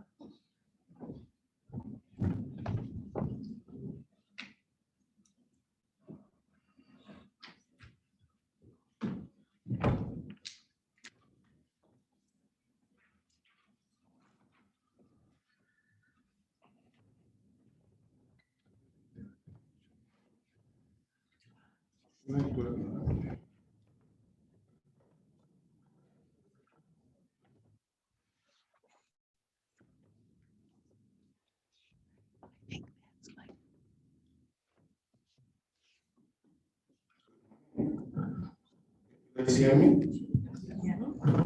Raise your hand at the back if you can hear me loud and clear. Thank you.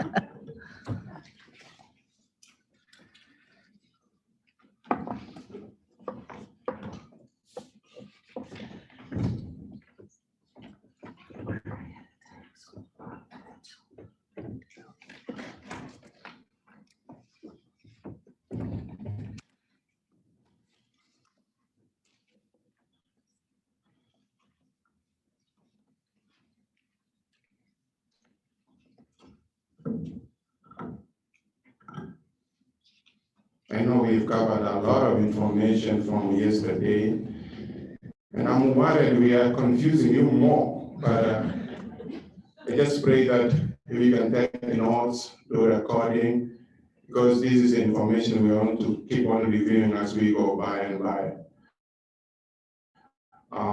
There's a lot of changes.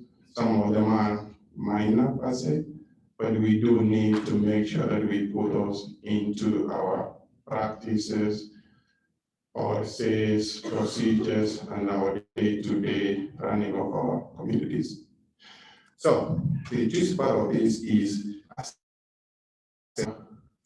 nurses have been waiting for this part because the residents we are talking about will need to do a good assessment for them. We want to make sure that we have the right clientele. We are going to be making sure that everything else we've been talking meets.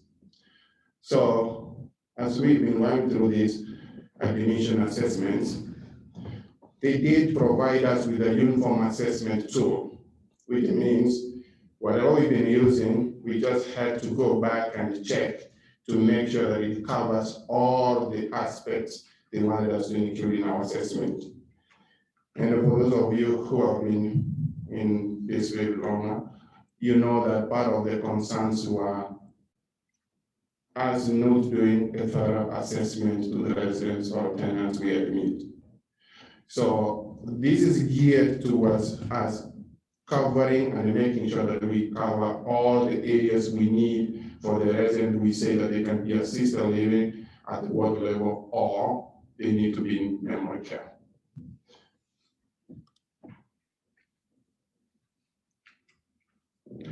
So for the assessment part, we will have to do a face-to-face assessment.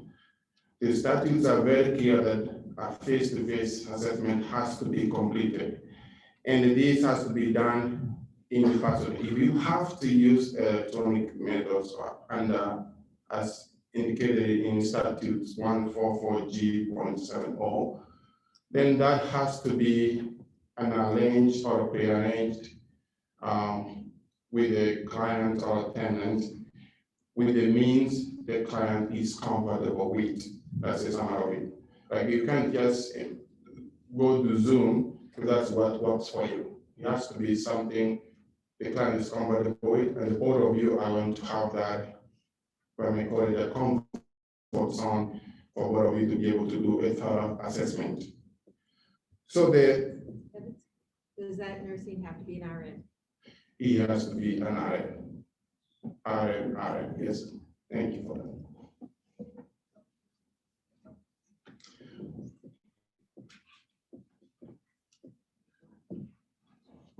Okay. So during this process, we can't just say, no, we can't take these residents.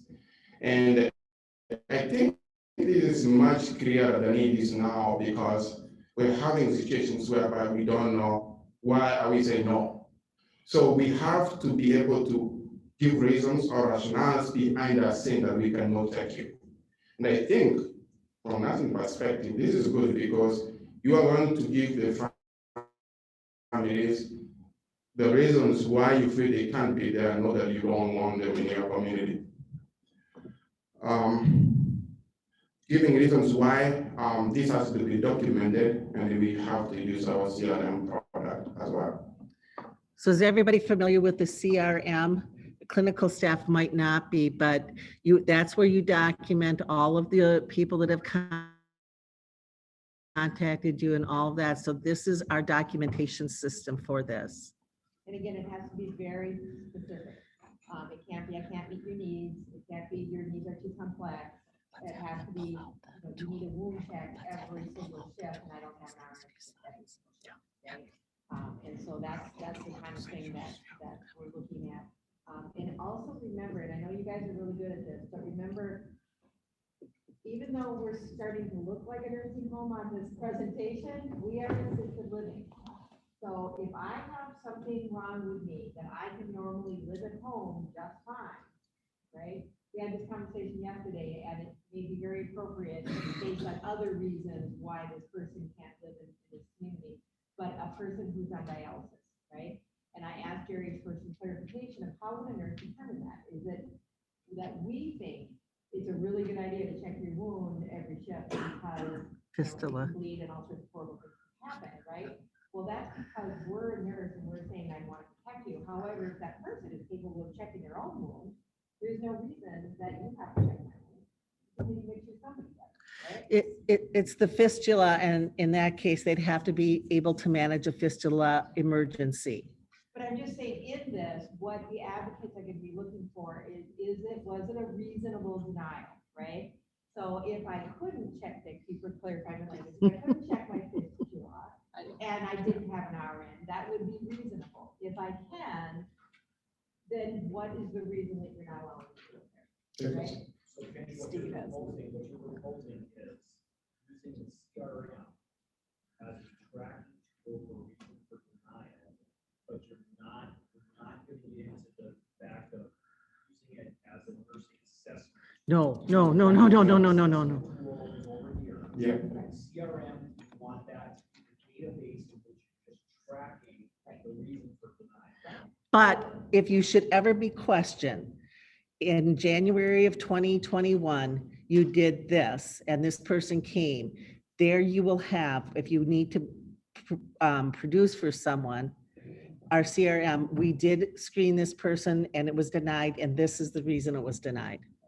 So again, just in the order of the so the nursing and the RN face-to-face, determine whether you can keep, whether you can accept them. If you choose to accept them, you're gonna go over the pricing tool with them. And Linda's got several tools, and if you want her to go over it now, she can. Pricing tool, and then they're gonna go over the uniform assessment tool, and then if you choose not to have them, then again, be really specific. You have to say, I can't meet your needs, it's complex, and then it goes into the CRM. The other thing, and this is not nursing, but this is an FYI, from the sales perspective or the administrative perspective, you can run reports on that. And if it's, I turned away 10 people because of a 2-person transfer, that may be worth adding some staff and being able to do a 2-person transfer, right? So it's useful in other ways as well. There's a question. So, does it need to be the nurse, like, in the CRM, like, should they No. have their own login, or No. does the LAL need to do it, or No, just communicate with each other. I think that would muck up things really grandly to get more people in that CRM. So, if you have like if you're able at one point to accept transfer, should that be like in your, whatever. You Then don't if say. it goes, let's say you don't have the staff, and you take it away, then you need to also like notify the state to take it back. So as we talk through these admission, accepting and denials, there are 2 things we need to remember.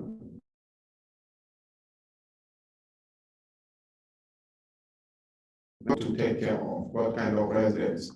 What can a nurse do and what can an LAP do? Delegated services vis-a-vis what a nurse cannot delegate.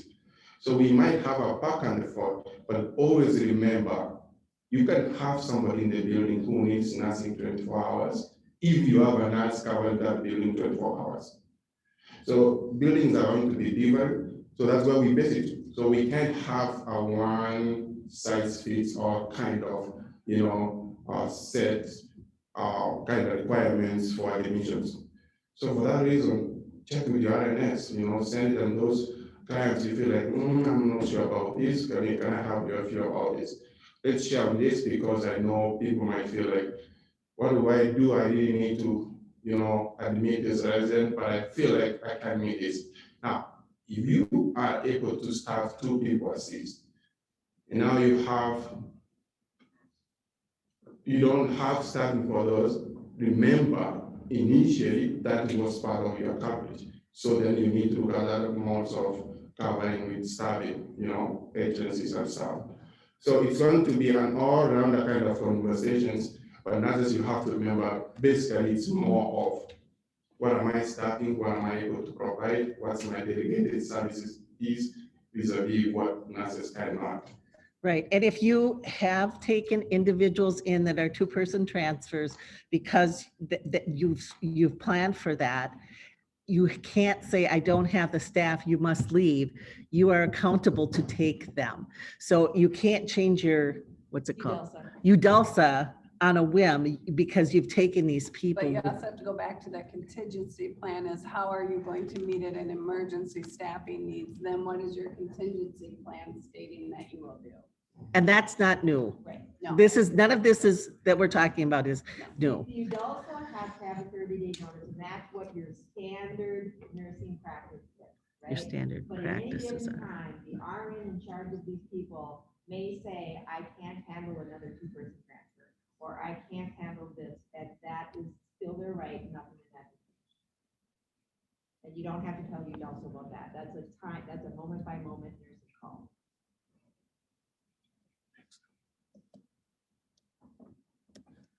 Oh, boy. Penny?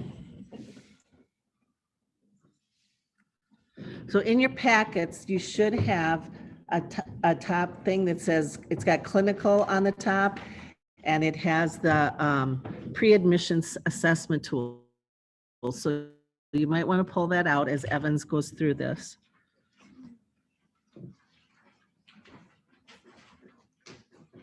And we can take out the review by day 14 because that got removed. It says pre-admission assessment. Just don't look at it now yet. Just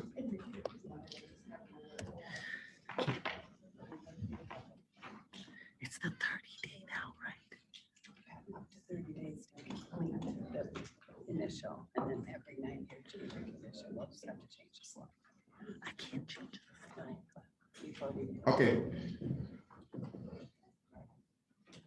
So then now we are required to have a uniform assessment tool to which we look through all the sections of assessment. And this is done prior to admission, upon admission, reviewed by the 14th day of admission, every 90 days, and with any change in condition.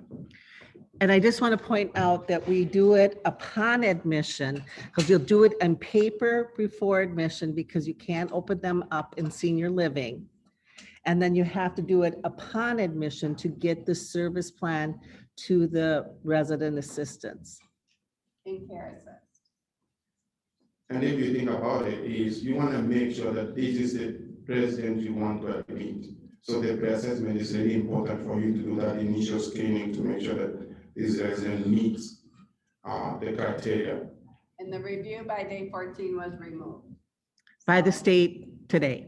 So that one was removed, so we'll get the slide updated. It's, you got to have it all complete by the 30th day, but our practice is to complete it upon admission. You get the service plan, then you can update that as need be, as you learn more. As you can see, things are changing even on the time right now. So basically is, what does it say? If I'm admitting somebody, do I have to wait for 30 days to get everything done? I think each community is going to have a nursing best practice ways of doing things sometimes, so that we find that whatever we are doing, we are already covering the statutes. You don't want to be waiting for 90 days to check if assessments have been completed if you don't have a system of doing them every 80 days or 75 days. That makes sense? Yep. And you got to have something in the resident assistant's hands in order to provide care and services. That's why we do it upon admission. The other new, I think this is new, Big new. that we have to do assessments on holidays and weekends for residents returning from hospitals. So if we have our residents in hospital, I think it will be prudent for us to keep track or have that conversation with the social workers at the hospital to know when the discharge is due, work ahead. Otherwise, they can call on Saturday and say, so-and-so is coming back today. And we do need to make sure that we have mechanism to accept that resident back. And we have to do a face-to-face assessment by an RN when they come back from the hospital.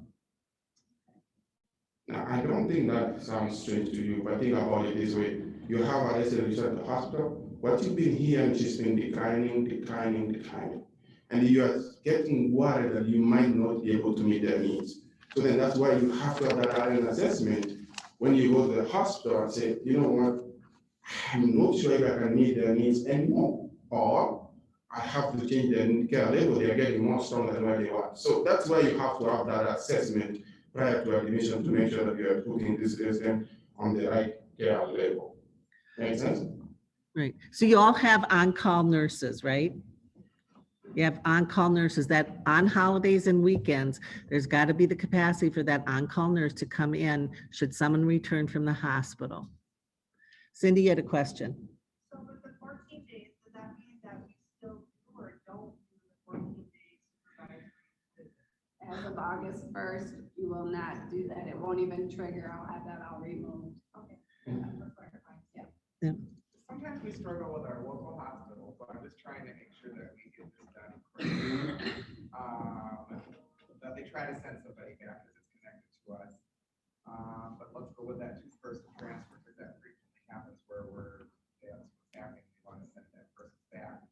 So does our nurse go to the emergency room or the hospital and do the assessment there, and then able to say that then we can't take, this has happened, we can't take them back because they're a two-person transfer, and then they send them anyway. What have you done in the past in those situations? A couple times we were able, this was a few years ago, we were able to make a connection with the nursing home and have them go over to the SNP, at least get through the weekend, but that was a fast and furious. Didn't go very well, so I don't know. Is that for someone who doesn't have the 3-day qualifying stay? Is that why they would bypass it? Okay, that makes more sense.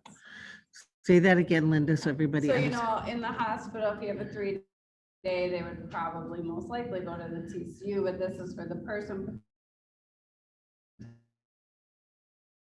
on a Saturday. I think you can still phone screen and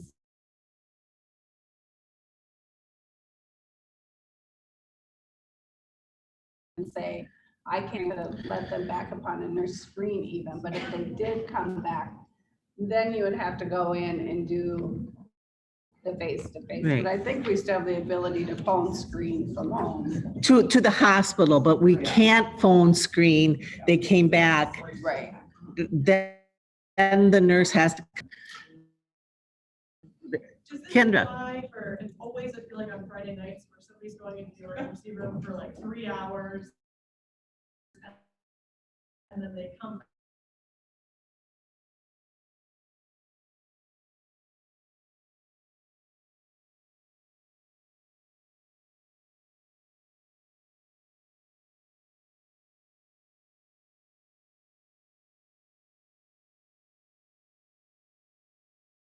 The on-call nurse should be contacted.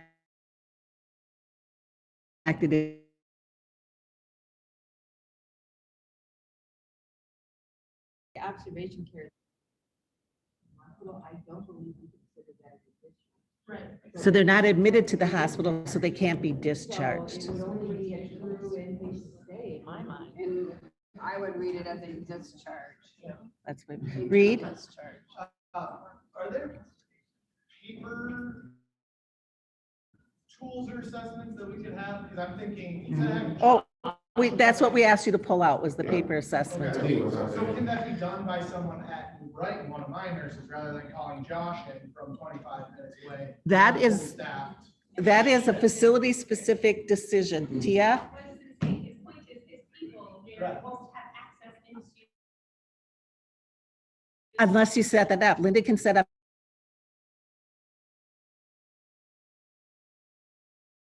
a question you may run Well, in. not on the weekend all the time. Wait, but that would be preset. You wouldn't just on the weekend said so-and-so do this. But what I want you to remember is if you have, in North Dakota, you can't do this by law.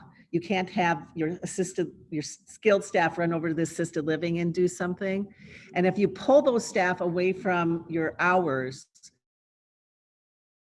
in the skilled, you do need to document that.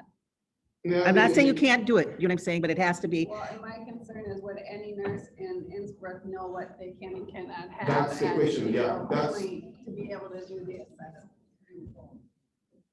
We want to make sure that the RM is doing the assessment, understands about the community where the residents is going to, and knows what they are providing.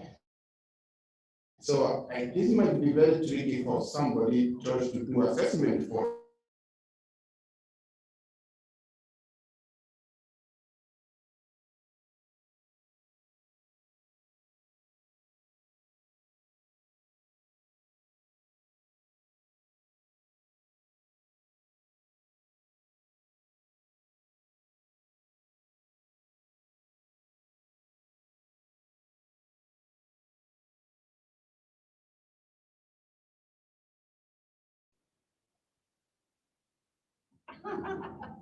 I'm losing power here. I mean, it's really gonna become about retention, because a lot of times the only nurse is the RN in that building 24/7 already, and to get a weekend or a holiday.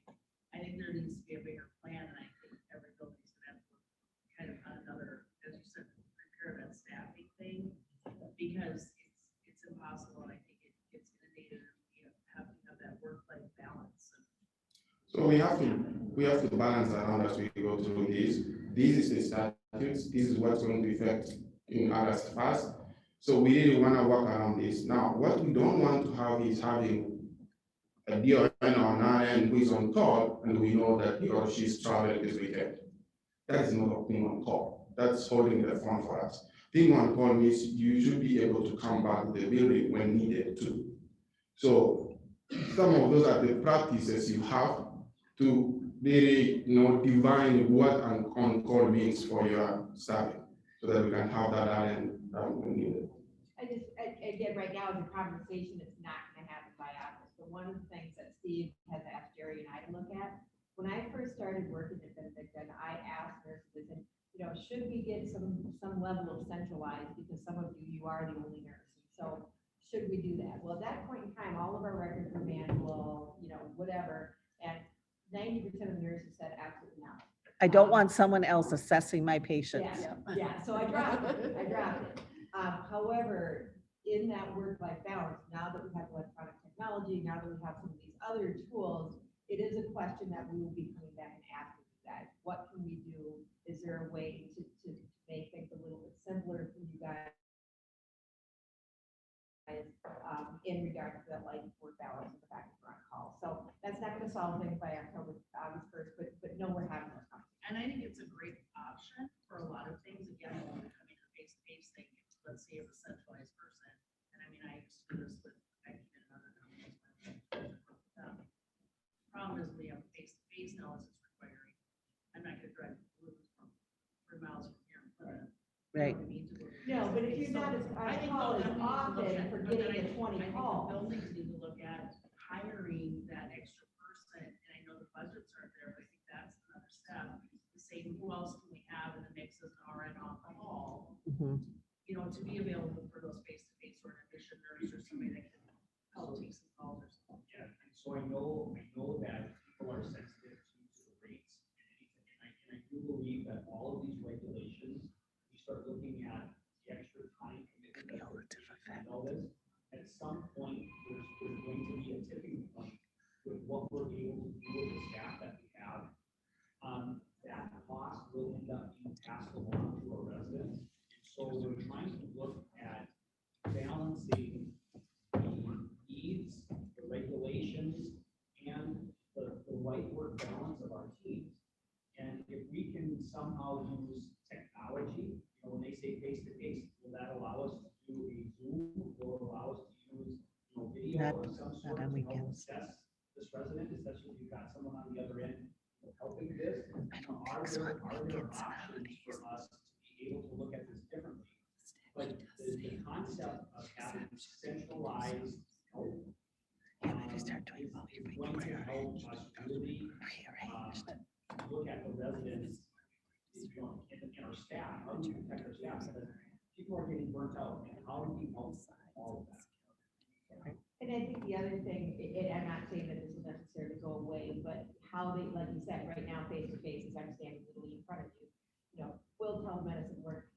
And Linda just said that it was 14 days, and at 10 o'clock, MDH had an updated phone call, and we had the PowerPoint from the phone call, so at 10 o'clock, that changed. So, that's what I'm saying, and so it is what it is today, we continue to advocate for it, we'll figure out how to do it, but we're not the only ones who have the only assisted living in 50 miles. You know what I mean? So more to come on that, but also everything that's been said, we recognize and completely value our nurses and want this to be a like us. Every RN that is in your assisted living should be on call, should be in the on-call rotation. Is there an hour, like, if they come in on the day, it's 24 hours after that they can be assessed, or is it, do they have to be assessed right when they're there? I think 24 hours is too long when they tell you holidays and weekends. I'm just reading the law, right? And so they didn't say within 24 hours, because then you wouldn't have to come in on a holiday, right? So I think you have to be there probably very quickly. I would say, anybody on call should be capable of getting there in less than an hour, I would think, to begin that assessment process. And would you want them there not being assessed, and if their needs are great, I mean. for me, Right. Yeah, I I'm remember. comfortable just letting it go 24 hours either. I remember in 2018 and 2019, I believe, there was a concern that assisted livings were not accepting residents from hospitals. The hospitals were so angry about it, and when I read this, I knew that's where it came from. So it is about us being able to say, yes, we can have that resident back. And if we say in 24 hours, now we admitted somebody on Saturday morning, because nobody would come in and on there on Sunday morning, but this person was a 2-person assist, or it's actually a 3-person assist, and we don't have that survey. So we have done more harm than good, right? So the whole point is being proactive and making sure that yes, we can accept you and we can meet your needs, come back. Just think about it that way. It's not like we are trying, these roles are meant to really make our job hard. It's just to make sure that we have our clients at the level we can take care of them safely. So best practice is, if I send someone to the hospital on Monday, on Tuesday I need to know what's going on. On Thursday I need to know what's the status of discharge. On Friday I need to know when is she coming back. So that kind of constant communication with the hospital, I think it's going to help us more to be able not to worry about that call from the hospital she said to go home today. And a point to that, Evans, is on Thursday, if they plan on discharging Saturday, why don't you say, hey, is there any way we can get them home tomorrow? Because my staffing is kind of limited. I'd rather have them home Friday or Monday. They usually try to work with you. They will. Or on Friday night. Yeah. Or on Friday.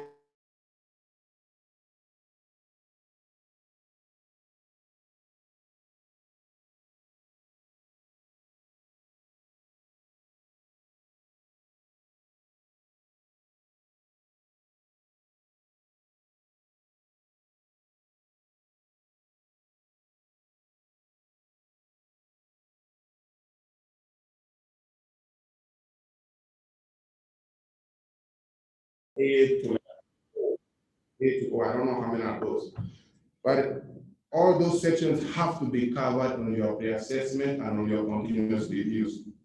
So part A is residents' personal lifestyle preferences. No, you're not on. Yeah, just say that. So on that section, we have to assess residents' sleep schedule, social needs, leisure activities, customary routines, their spiritual and cultural preferences, have to cover their advanced healthcare and activities of daily living, including clothing, power movements, product control, dressing and grooming, personal hygiene, ambulation, transfers, assistive devices, eating, dental status, oral care, and all other assistive devices used. And then part C, we have to cover independent instrumental activities of daily living, which covers ability to self-manage their medications. Now, we know for us to be able to determine this, we have to complete an assessment on medication assessments, housework and laundry, transportation, a review of their relevant history and current health conditions, allergies, sensitivities, and any life-threatening infectious conditions they might have, review of their medications according to the statutes 144G.71. Prescriptions including all medications, mechanism, side effects, adverse effects, allergic reaction, dosage, all those aspects of assessments. And then on part E, on emotional and mental health conditions, we have to cover review of history. Before part E, I needed to mention something. They say a review of medical and dental and emergency room visits for the past 12 months has to be reviewed. What that means is for you to be able to complete that pre-assessment, you, I hate to say the word must, but I think you have to have our medical records for that prospect resident for the past 12 months to be able to get all of these parts covered. So the best way to do this, once we know that we have a prospect resident looking at our community, I believe the DON, housing manager, and the marketing director will have to find a way of letting residents know that we need these medical records ahead of time, so that as you go to do this assessment, you have this information with you.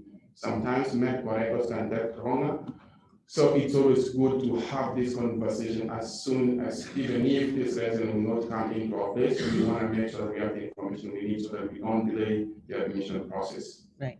Now with the dental history, we can take oral reports from a cognitive family member or resident that, yes, I saw the dentist in September, you know, but you do want to, you know, most of you, I believe, have a list of things that they need to bring, you know, for that face-to-face assessment. So, you know, if you have that listed out for them and say, well, we're going to meet on Tuesday at 2 o'clock and we'll be doing a complete assessment. Here's the things I need you to bring.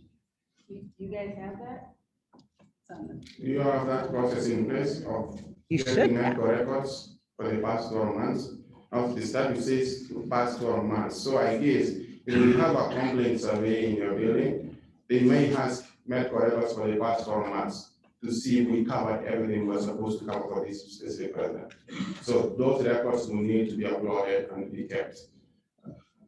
We didn't do it for 12 months. But there is a list of things that we asked for, but it's not for 12 months. So if you don't have a list of things to ask for, your name, please. Oh, yeah, we have a list. Right, but I might send anybody to call Deb, email Deb and get her list. And then you don't have to create from scratch. Deb, what's your last name? Great, KREY.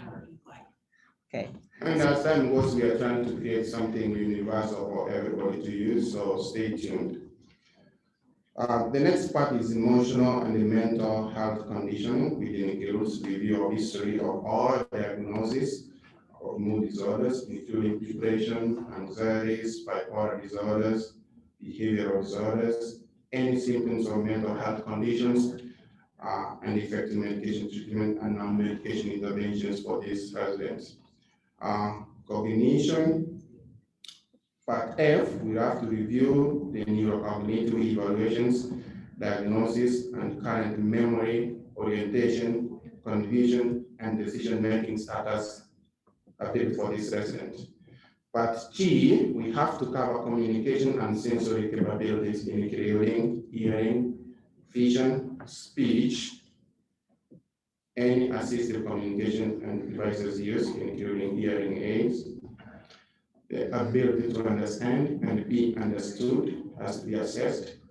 Part H, pain, including location, frequency, intensity, and duration, effectiveness of medications used, and non-medication alternatives used. Part I, we have to assess skin conditions. Part J, nutritional and hydration status preferences. Part K, we have to cover a list of treatments, including type, frequency, and level of assistance needed. Part L, we will have to assess and cover nursing needs, including potential to receive nursing delegated services. And part M, risk indicators.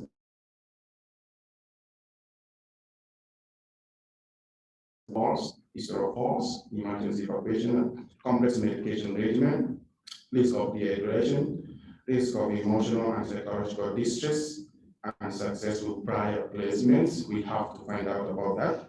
Elopement risk, smoking, including the ability to smoke without causing burns or injury to the resident and others. Alcohol use, including residents' alcohol use and drug use not prescribed by the physician. But N, we will have to cover who is the decision-making authority for these residents, because that's where our advice will be going to whenever we are having concerns or anything we need to discuss.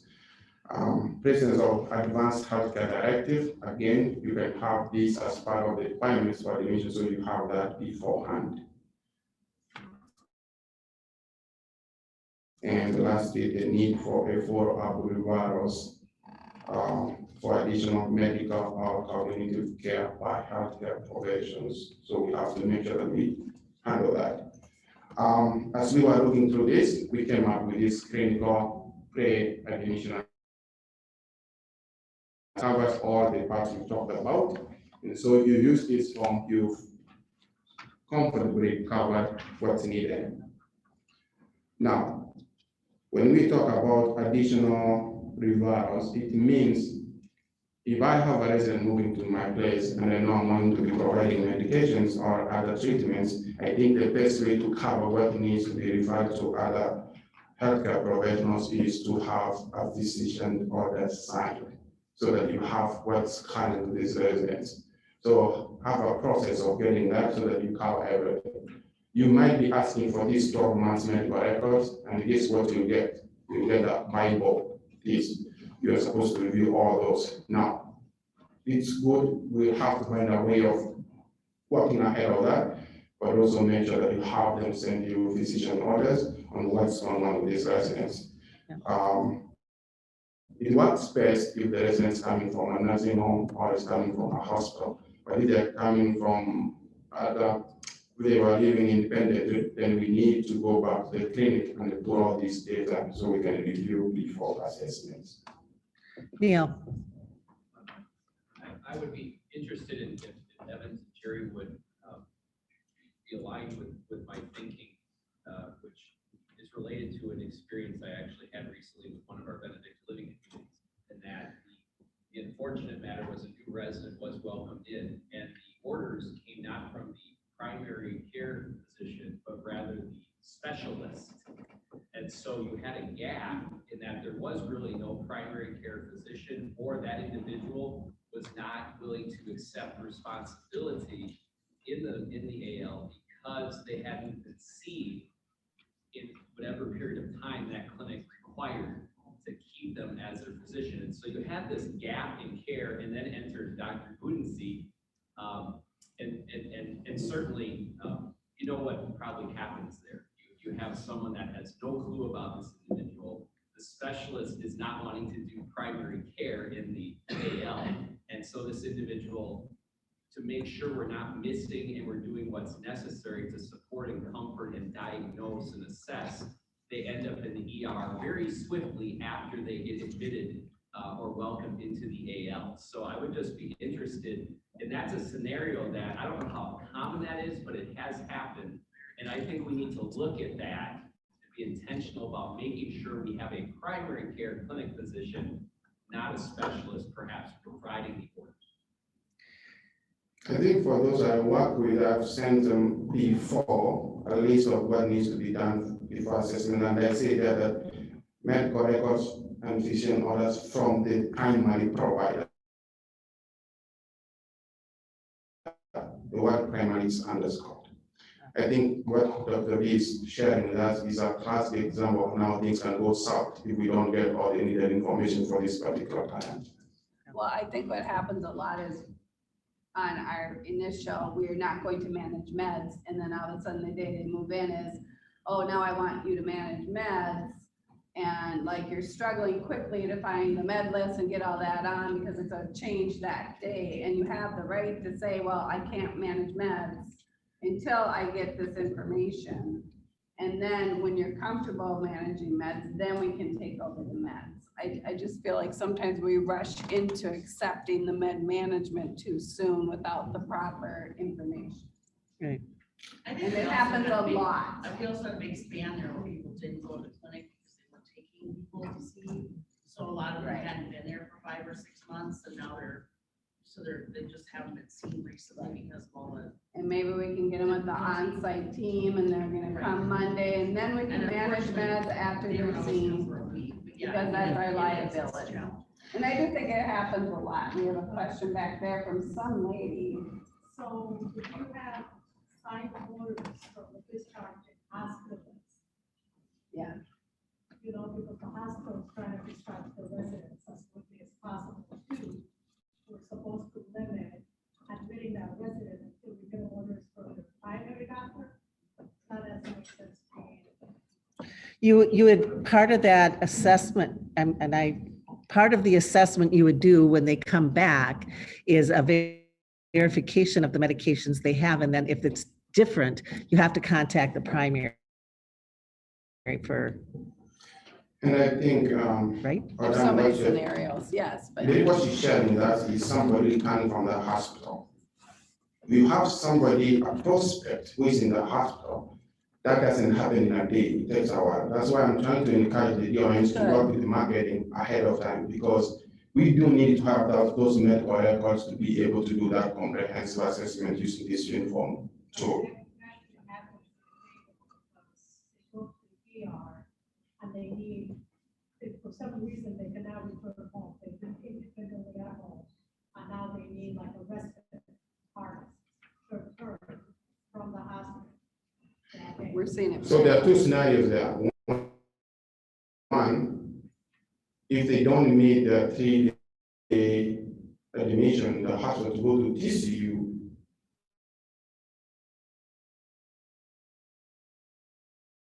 then that's when they come into play. Admitted the hospital. Yes, it can happen, but I do feel like one way or another. I mean, there's a time when I used to be a DON, I could get those people right away. The family is just doing like this, you get your fact is running like crazy with those people. Same day. So it's going to be fine, and again, there are situations where we feel like we're being pushed to the corner, but we have to do what we have to do to make sure we admit residents we can safely care for. I do want to point out, if we have someone who's not getting assisted living services, okay? So you don't have a health record of them, you've not done a comprehensive assessment. If they go to the hospital and want to come back, we are not required to be able to do that assessment or create a temporary service plan. That is the situation when you said you don't have healthcare services with us, you can come back, but you'll have to make other means. We need the time to do the comprehensive assessment and return, unless you've set up other systems that are working for you. I just want to clarify what I was asking, because many of the people in the room have respite programs. And That's we do different. advertise for the respite that we will admit from the emergency department. And so again, I'm not a nurse, but when I was in the hospital system, like if you were seen by an ER doctor, they would never write orders. Like full orders. If you were seen by a specialist, they would, but a hospitalist would, because they are functioning as primary, right? So it's a question, not a statement. If it's a respite admission and the hospitalist is willing to write full orders, then that would be appropriate, right? Okay. Let me clarify one more thing. So the scenario that I shared was around someone falling apart at home that never went to the ER. They got them into the AL. And that's probably not the best way to have fairly high reliability that things are going to go well in that transition. So the point being, pushing that admission off so they can either go to the AL or the ED before you admit them, or having them see their clinic doc. I think having a hospitalist, having someone do an assessment, diagnostic workup is better than obviously nothing, and nothing puts you at very high risk of stuff falling apart quickly, as in this case, hopefully that makes sense. It's not so much that it's a primary care doc from other settings, because you've had a physician, NP, evaluate, diagnose, treat, you at least have a really good fighting chance. They're going to be pretty successful, but all bets are dropped and they just admit directly from home and things are falling apart and they haven't seen it. That doesn't sound like the best case scenario to move forward with. Sometimes orders expire too, though, and that's where like they were gonna come in a month ago because their family was in town, and then somehow they declined and things changed. I've had that happen a couple times, and I know I've had to call in this exact episode where, all of a sudden they came in and it was a train wreck, but nobody knew. And I think marketing, the person working with us, getting people in, make sure that orders are as current as possible, and making sure that we have all the data we needed upon movement, not 3 months ago. Especially with as much changes that happen in these buildings. Yeah, but if we're taking someone in, we need to do that pre-admission assessment by a nurse before they come in the door. It was done, but 3 months prior. That's not. You have to read. Like me sitting in interim. 3 months is not it. Yeah, I wouldn't even trust a 2-week-old nursing assessment. You've got to have a recent nursing assessment by us. Because I think what initially 3 months would be more of a screen, and then your really pre-admission assessment is right before move-in and to button everything up. You can start gathering information in those 3 months, but the actual assessment should be really near It should be. The thing is just to refine the communication from the person bringing that patient in from the get-go, that marketing or admissions team, to us to know where, if there's somebody new, where they've been or where they're at, and just having that open communication. Yeah. So that it's set, you know where that was at already. Right. And I do think what we're talking about here is not a new thing. It's not a change in the regulations. It's a process we need to have. Yeah, and what we are talking about are meeting residents and doing good assessment.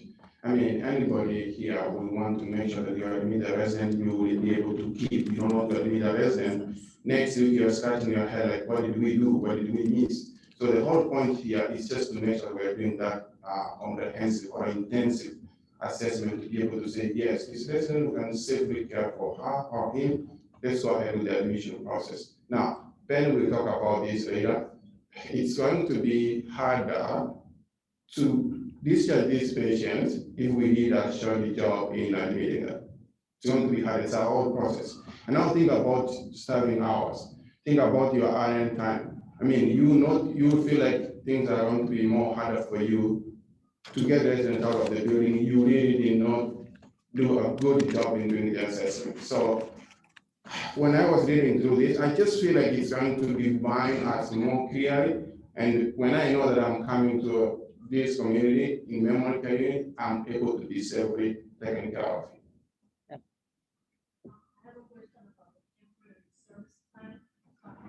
We're gonna be, go ahead, go ahead.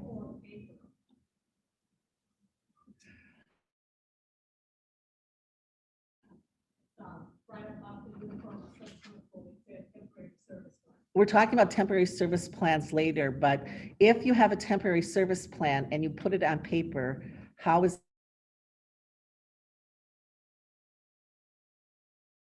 the RA going to know what they need to do?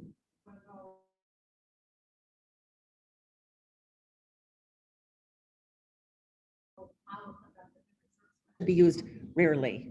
They're not a routine kind of thing. They're not used in emergency situations. So temporary care plan is set up so if you haven't been on services with us and you say, but mom just needs checks, 4 trips to, she's not able to go to the toilet, so you need to come, I'm making this up, you know what I mean? You can set up a temporary service plan and then prior to your comprehensive that can meet a specific service need, but most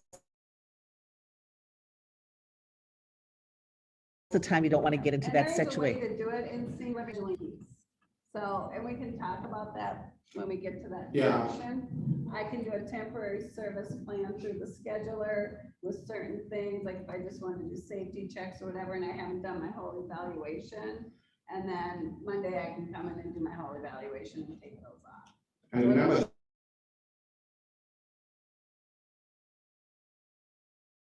already access to an AR, not independent residence. And a scenario can come this way. A family calls you, she's asking you to put dressing and grooming in the morning. It's Friday night through Monday morning. You can initiate the services Monday morning.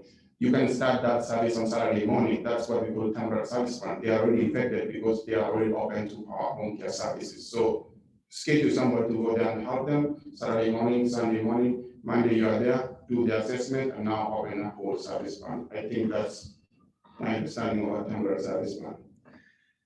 Other questions? Ellen?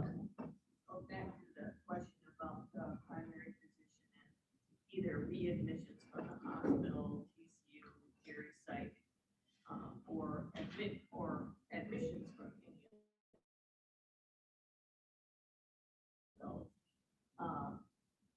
We just have a practice of, you might be getting the orders from somebody who isn't the primary, because they're coming from a TCU or they're coming from a Gary Psych. But, and we take those as the initial orders, and generally, those orders do not, and will never say that they're good for 365 days anyway, they're probably good for 30 days.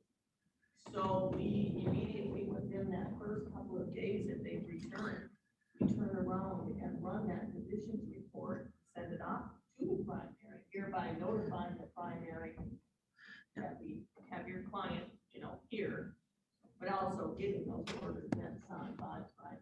At that point, we have our primary.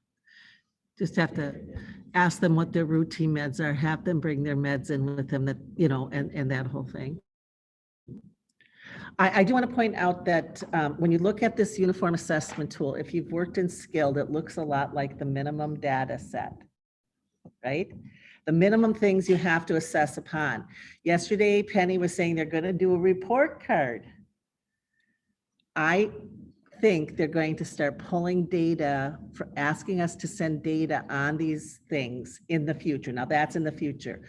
One of the things that Linda and Evans have done is they completed a crosswalk between what's in our current evaluation and what's in this uniform assessment tool. There will be a couple things that's in the uniform assessment tool that you'll just do one time.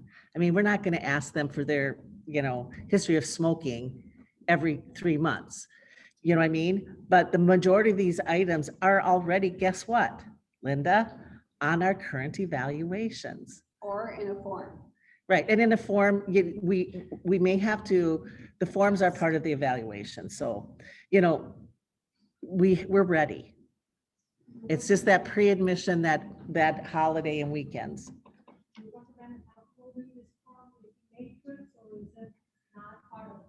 To be put on each source, my understanding, so you can do it from. No, once you complete it, I don't know that you have to retain the paper. Yes. You have to retain the paper copy, so then you'll have to upload it in, Upload it or put it in the paper chart. upload it. But the intention put on is you're doing this, this is what you're doing. If you, well, Linda can explain it more, but the intent is that you would do it on paper first, and then once they move in and you get them set up, then you would put it in the matrix. This is the same information you find on scene and living evaluation, yeah, so. Everything will go somewhere, Yeah. whether it's a face sheet, whether it's an eval, whether it's a contact. Yeah. you know. Available electronically for an editable document? No, because you can't open them up in Matrix. No, I mean, just like on eSource, like we have our- our. Oh, yeah, we can load it in. But, print it off, we're not handwriting, you know. As long as you have a tablet and a means to do that. Yeah, so we would need to have Lisa, because she's got the software that printed it to us. Won't be me. So only Lisa has that software, so we can make that happen. Yeah. Yeah. Also, laptops, they can just go with their laptops, log in Put it and under the then. admission tablet then, so like when they're doing the admission, they can pull it up and start filling it. Did you add that to your check? Any other questions? Thanks for making me do my work. Sorry. Thank you very much. Stay up here, Evans. All right, so we said a little bit about the temporary service plan. This is not new, this has been in regulation. It is initiated only by a registered nurse. It's not for emergency use, so this is not something that, mom needs to be transferred with 2 people. We don't have to do a temporary service plan for that. We can say we'll do a comprehensive on Monday, okay? And it's only good for 72 hours when you do that. So how many of you currently are using temporary service plans as part of your work? You're probably not gonna find the need to do them in the future. I just think it's easier to open the eval, add your service and be done. Yeah.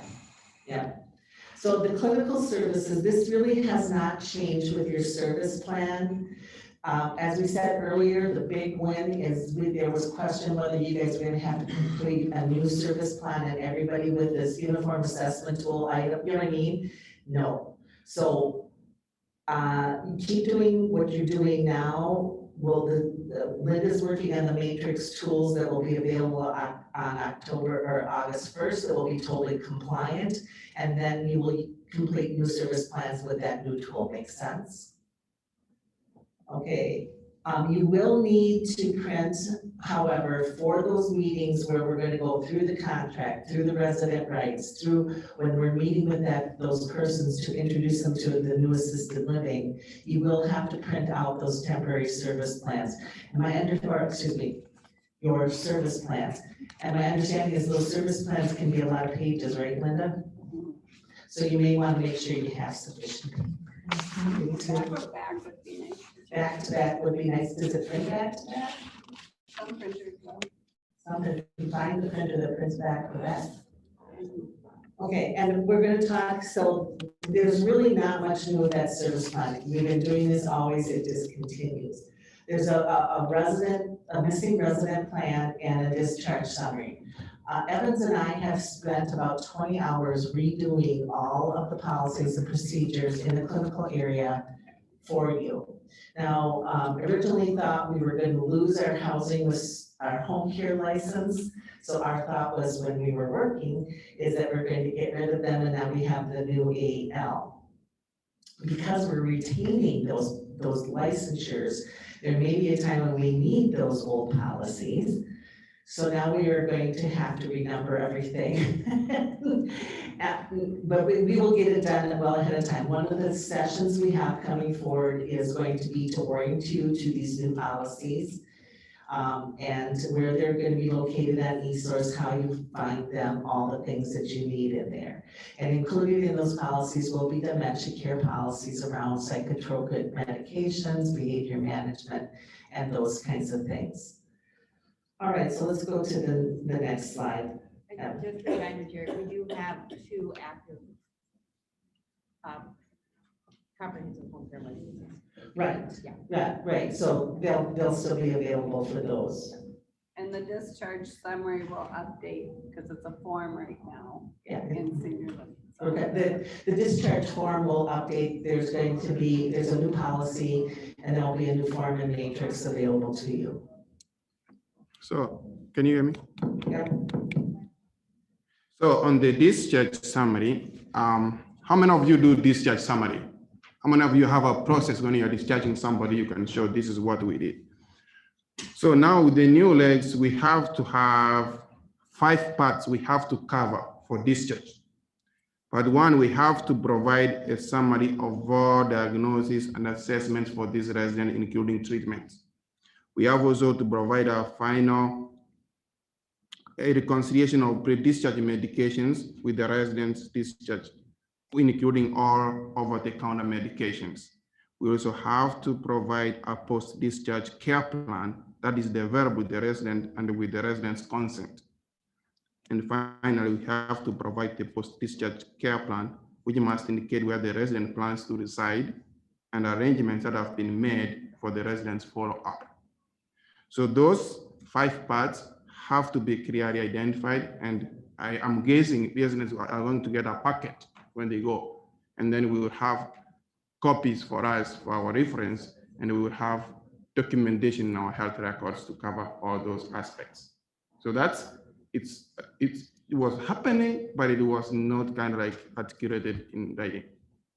And as Linda said, there's going to be a form, a discharge summary. there is one currently that everyone has been doing. It just needs to be updated. With all, so that will all be updated by August 1. The only thing new for them will be the post-discharge care plan Right, and and the first one. it's kind of a recapitulation They of just state. usually, yeah, That's a skill word for it. right, which we already have that.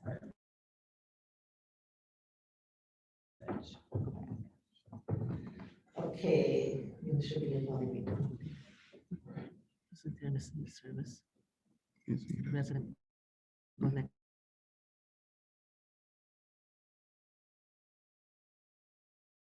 Where's this, is that later? The missing resident must be later in the slide deck. I thought that was here. So at this point, Linda, what do we want to do? Or Linda, I'm saying Linda, I'm looking at Penny. Do you want to take lunch? It's too early to take lunch, so we should go straight into bed. Okay, so Ben, thank you guys. We know this is a lot, but there will be additional. I have wait, questions on wait. the form, the pre-assessment. Do they have Oh, any questions? maybe? Linda's asking, when you looked at that pre-assessment form, do you have any questions? Everything should be in here from the uniform tool as a question or a check mark. Any areas you feel aren't covered, let us know. We'll review it again. We are also, MDH will not create a uniform tool, but leading age has indicated they may, so we'll be watching what they come forward with as well. All right.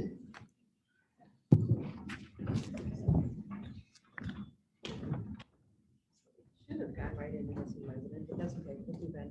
Yeah, I thought that was next. Yeah, yeah, it was there, it was next. Yeah. Well, go ahead, Ben, you're up there. Okay. Yeah, we'll come back to it.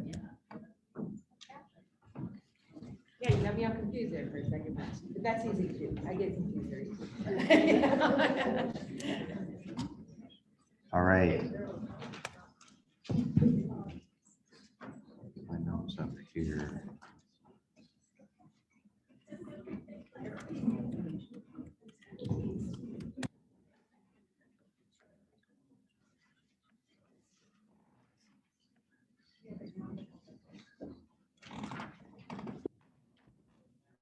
Okay, I'm going to take a couple minutes to talk about transfers, non-renewals of contracts, and involuntary terminations. When we talked about the changes to the contract itself, I said there hopefully was not like a whole lot of changes as far as like big earth-shattering sea changes. The way involuntary terminations in particular now work in law is a rather big change. It's going to be a lot more painful, in a nutshell, if we are looking at terminating someone's contract, discharging them, evicting them, whatever terminology you want to use. There are a lot of nuts and bolts to this, up to and including culminating in a hearing, much like on the SNF side for involuntary discharges. So we're not going to cover every single step and what to do there, but I just want to orient people with the big rocks, so to speak, of what's changing, and just make people aware what the process will look like and what we'll need to do and who we will all need to get involved if we're in those kind of scenarios. So when we were running through the contract, you may recall there was a section in there that we had to disclose to people circumstances when they would be asked to switch units or to move apartments. Generally, their consent is required. We have to give people 30 days of advance notice and get their consent unless something's happened to their apartment, pipes burst, it's become uninhabitable, it's so damaged that it's not fit for human habitation anymore, or if there's a renovation or capital improvement going down where certain units are going to need to close or folks are going to need to be relocated as part of some kind of construction project there. Residents' medical needs or risk to health and safety is another circumstance where we still have to give them advance notice and ask them to move, but we can't just automatically force them to move units without their consent. So potentially you'd be in a situation where you'd look at involuntarily terminating the contract overall if you were in those circumstances, but you can still ask with the appropriate notice if someone wants to move for that. So again, only situations where we can do it without their consent are those two bullet points at the bottom. Hopefully that makes sense. So what if a person's in a one-bedroom apartment and we usually put our elderly waiver folks in the studio and the person says, I don't want to move? That's the kind of situation where I think in the past where we've done that, we've tweaked, like we've added a statement to their contract or like an additional one pager. I'm thinking of a recent one where basically the person agreed in writing in advance that they were going to move when the studio became available. I'm just thinking of that as a very potential, I mean, it happens right now all the time. But our contract says you must move, right? I mean, so in the new thing where we're not allowed to just tell people that they have to move. We'd want to make sure We we have to go contract through the whole around that. termination process then. If they drag their feet and say, no, I'm not moving, I said I would before, right? Non-renewal, this is different from an involuntary termination, but it's basically where we tell the resident that things aren't working out or we don't have, something's happening where we're not going to renew your contract, but we're not forcing you to leave on a short or expedited timeline. You can basically give the resident, you don't specifically, it doesn't have to be for a health or safety reason or anything like that. And it can be for a broader kind of undefined list of reasons there. You have to give the person 60 days notice that we're just not going to renew your contract. We're not terminating you. We're not forcing you out under expedited circumstances. But if we do that, we have to provide relocation planning assistance, which the specific steps and information that we have to give to people is defined in the statute. So if we get to the point where we're looking at doing that, that's the kind of circumstance where you'd want to call your friends at the support center to make sure we're checking all the legal boxes as far as what information we need to hook them up with, what resources we need to link people up with before we just tell people, hey, in 60 days, you're going to be out of here. Thanks for our time together. The big, So we have a scenario every now and then where we've got a general population AL who really needs memory care. Those resident and family are against it. Would that fall under something like this? It could, and that might be the kind of the natural lever to force the decision on their part without making it a really adversarial kind of involuntary termination kind of thing. But that's a good example. All right, the real sea change, if you will, has to do with involuntary terminations. The contract itself will say specific situations where the community can initiate the termination. The big ones are going to be person's not paying anymore, or they violated some of the other contract terms, including some of the handbook provisions about taking care of the unit, not destroying it, things like that. In our current contract under our current housing contract, there's kind of a staggered tier of timelines that we tell people, if it's really bad or it's expedited or there's something that threatens the integrity of the building or the people, we're going to give you shorter notice. If it's just based on our own inclination and we don't want you anymore, we generally have to give you like a 30-day, like a full month's term notice. Under the statute, other than in expedited circumstances, which there are 3 or 4 that are laid out on this future slide, you generally have to give at least 30 days notice, but it's not a true 30 days notice because they built in all of these odd kind of meet with the resident, last chance, try to work things out if you can provisions.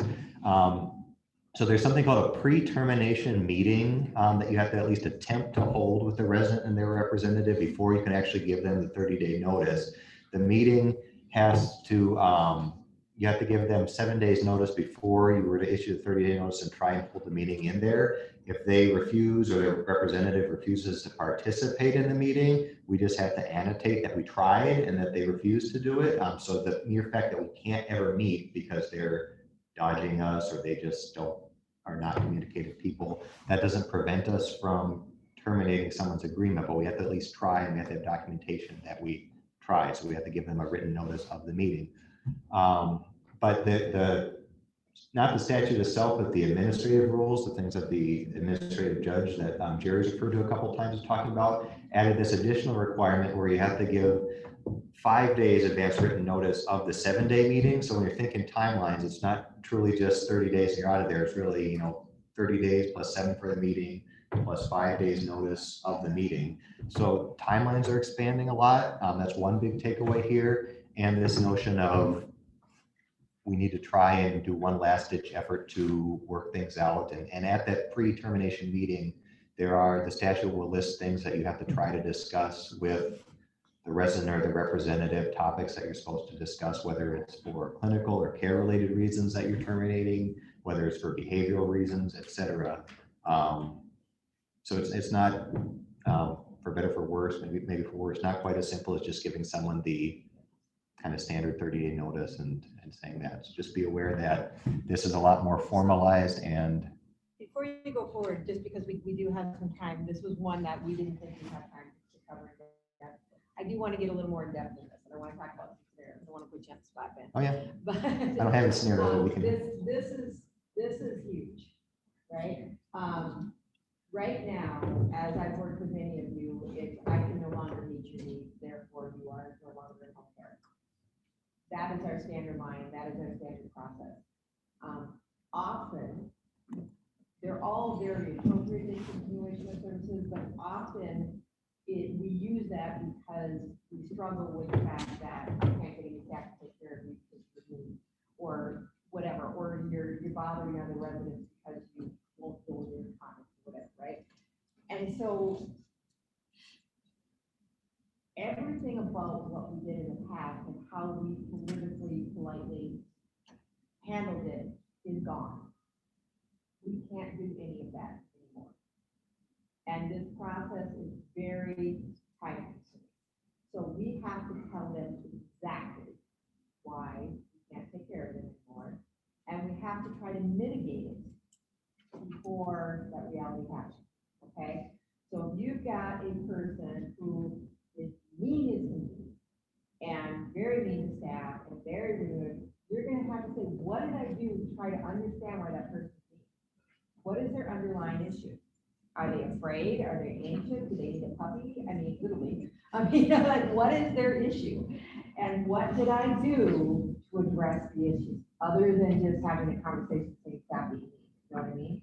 What did I do to understand it? And then, and then Ben knows the actual rules, so I'm gonna send it back to him. But then, once you figure that out, like, okay, I tried everything, and I could justify in a court of law that I tried everything. Then you need to sit down with the family. You need to say, look, I need to have a conference with you. This is not working. And have that conversation. This is exactly what's not working. You hit people 3 times. You've done this, you've done that. I can't assist you, whatever. And then he'll walk us through the timeline. And you have to go through all of that first, and then the notice, and then they have a right to appeal, and then you go to the judge, so they kick back then here. But this is a very different reality. So yes, as soon as you think you can't take care of someone, just like when you want somebody down and call them, you'll still do that. But I wanted to give you a heads up. I want us to really understand that first piece, because that alone is very different. And how we're going to approach that with difficult families already is gonna take some, you know what I mean? And we can maybe even take some scenarios here, but can you, I can pull up the rec too if you need me to. Like, what is the actual process? Do you remember, or do you want to pull it up? Like the timeline process? Yeah. That's in a couple slides. Okay, But go for it. I mean, we can hop ahead or. Yep, keep going. Nope, Yep. keep going. So again, that's your normal 30-day notice. For threats to health, safety, either of residents or staff, there's this expedited timeline, but you'll notice it's not immediate. It's still 15 days notice if you have interference with other residents' rights, health, safety, or safety or physical health of staff. There are certain, like, specifically defined, like it refers to the criminal laws that someone would violate. But again, it's not an immediate thing. Now, potentially, like, someone would be physically out of the community because they committed a crime, maybe they're in jail. Contract, you're still on these, again, 15 days is tighter than 30, but you're still in these timelines that you'll have to comply with for that. There is, separate from a termination, this concept called an emergency relocation, which is kind of the immediate, this person needs to get out of here for health, safety reasons, whether it's a hospitalization, whether there's some kind of behavioral thing that ends them up somewhere else. But the statute is very clear that that emergency relocation, the flip side of the coin is that they have a right to return unless we initiate the involuntary termination piece. So even if they're out on an expedited, immediate or quasi-immediate basis under an emergency relocation, whether that's for health, safety, mental health, what have you reasons, unless we formally pull the lever, so to speak, on the involuntary termination with all the notice requirements, with the attempt to meet and mitigate, that person is still, unless they choose not to come back on their own, that person still has a right to come back. So we just need to be very cognizant of how much more formal the process is and what the different triggers are for the actual termination beginning. So Jane. when we put this in the paper chart, like all of, we're documenting everything that we've tried, none of that would go into this clinical unless it was something to do with clinical. Right. I mean, that would be my inclination, Jerry. I mean, if it's medical record material, clinical reason related to residents' care, I could see it being part of the clinical record. But if it's part of our, if it's documentation that we're preparing as part of this termination process, that's not in and of itself clinical material. Things in the medical records that they're resistant to cares or they're not compliant with something they continue, you know what I mean? Because I think you need to have your records for your terminations to be in a more of an administrative file for that individual. The medical record should only be about the delivery of clinical care or services.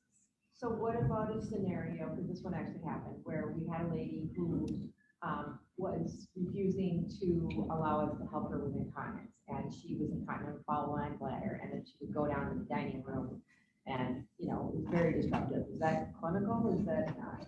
Well, I think clinical is the resident has refused incontinence care. The resident came, a entry that says they were in the dining room, soiled the urine, and that's the medical record. The fact that we're dealing with this with the termination is not part of the medical record. Does anybody disagree with me? No, but I guess the corollary to that would be in your documentation of reasons for termination, you'd want to be clear. You want to reference back or include some of the same, maybe not at the same clinical level of detail, but same circumstances. The other piece about these involuntary terminations, whether you're on the 30-day normal timeline or the 15-day, is that there needs to be what's called a safe location to send the person to. So what does that sound like or feel like? It's very similar to the safe discharge location from the SNF world. This whole process is very SNF-like, for lack of a better term. So unless we have a place to send someone, the statute is very clear that you can't just give someone a termination notice and expect them to find their own follow-on housing. They don't, it also says, if they disagree with where we've arranged to send them and that we found that it's a safe location, then that's kind of on them, as long as we've made the efforts to make sure that they're going to someplace that's safe and stable. We've done our due diligence, but we can't, leave it on them to find their own follow-on housing arrangement. Do you have in here the definition of safe? I don't have it on my slide, but I have it in my notes. And it's kind of a restrictive definition, and Jana can tell me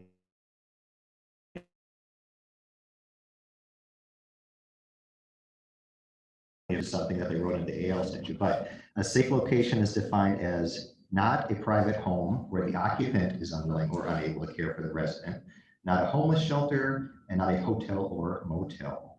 So And I've discharged people to homeless shelters from SNF. I've discharged people to hotels. right, so language isn't coming necessarily from anything, and You can't, if you had somebody that's going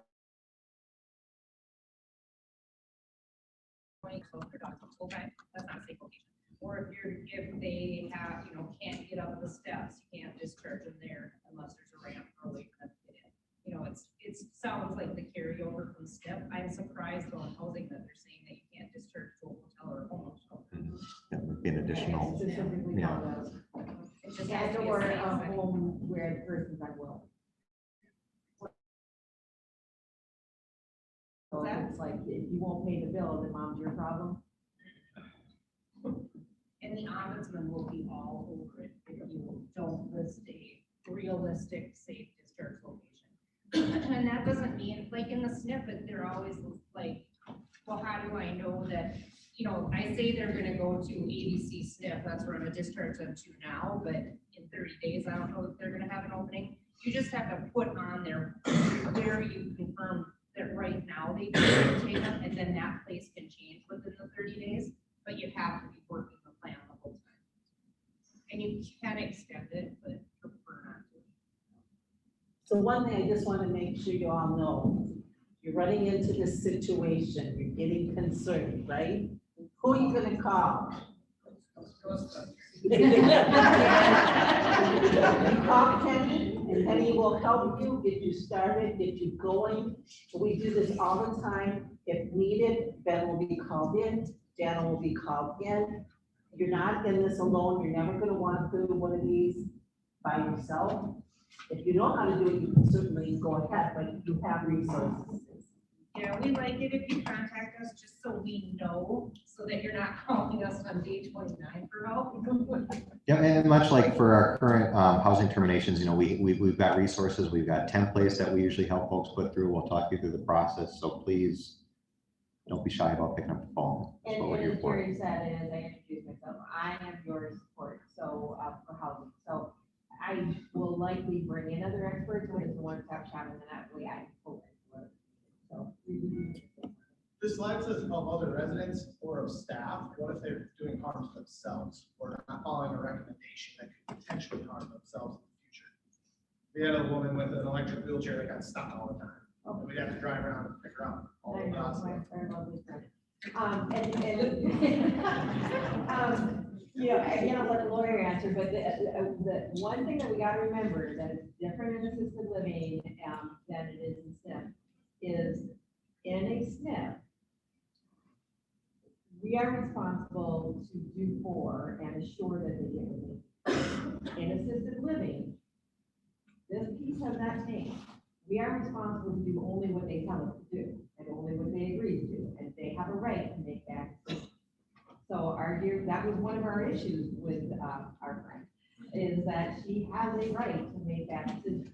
We can call Robert going down to the free staff, and we can do whatever, if we so chose, and that person, if she started disrupting staff or causing safety because we had to clear out the house filters for her, that's the scenario, then maybe that might have been something where we could say you're causing health and safety.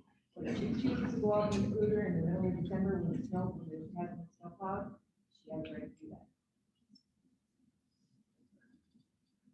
I would say that there's oftentimes a fine line between my own bad behavior and, at what point I'm affecting staff or other residents there too. So it can, I mean, in Penny's example, again, assuming someone has capacity to make their own decisions to go out in the middle of winter, I mean, that is one thing, that hasn't changed, but, you know, if you're careening around the community causing damage or running into people with your scooter, that's over the, I mean, that's at the point where you're affecting others where these would be triggered.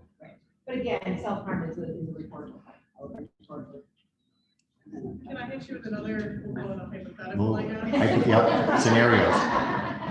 A hypothetical of a lady who's independent living and has had a drastic cognitive changes, significant memory loss. Most recent hypothetical slumps was like 4 out of 30. And power of attorney goes to you completely. We loop in adult protection services. They try to get a hold of the son. They can't either. They throw it back to us and say, now what are you going to do about it? The resident is independent living, not necessarily causing harm to themselves, but also definitely so confused, like on the edge of a catastrophe here. And we have a spot on memory care, but the son will not. The POA hypothetically will not call you back. And Mark, you called Mark and Mark said it's on. Yeah, they came in, hypothetically came in and visited, called the son, tossed it back to us when they didn't get a response. Did you call Jane?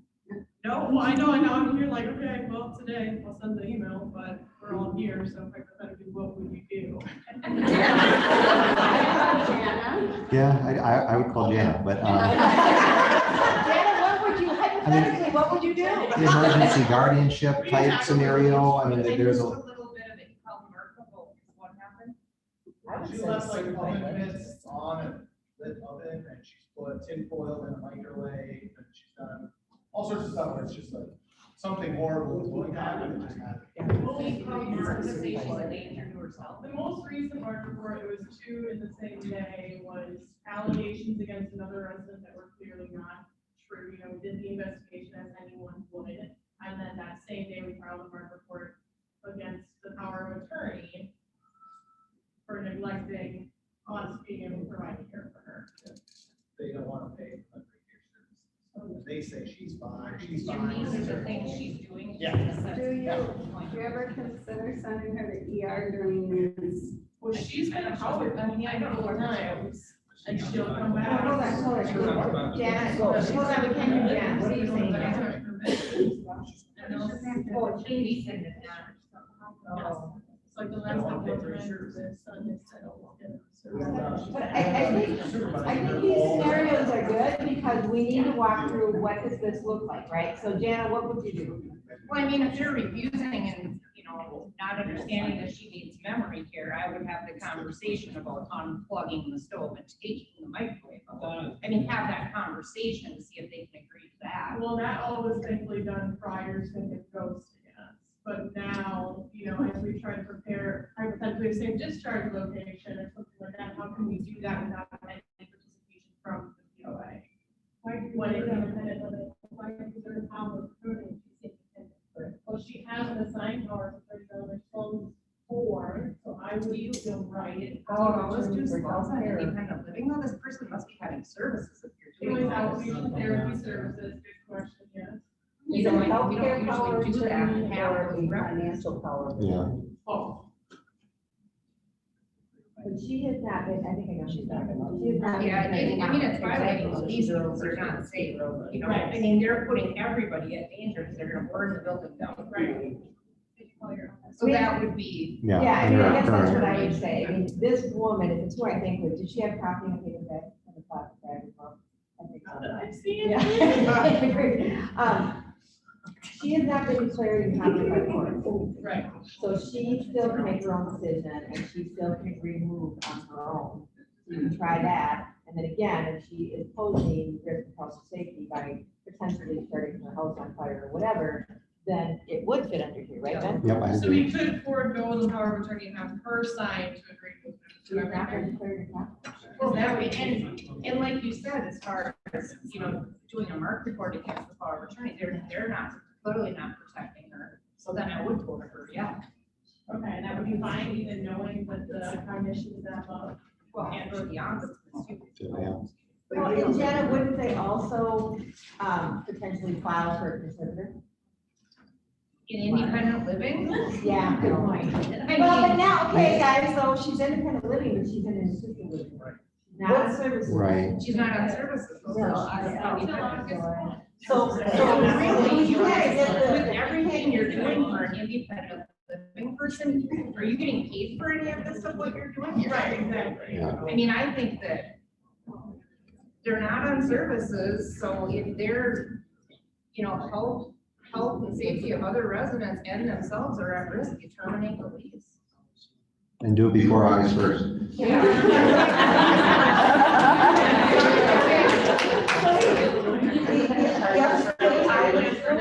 I'm gonna say, do independent charges on everything you're doing, as soon as that family gets that bill, guess what they're gonna want to do? Because the son who goes to us is the first one to send in a check. They'll be the first, yeah, that'll be the first phone call you get on July 1st.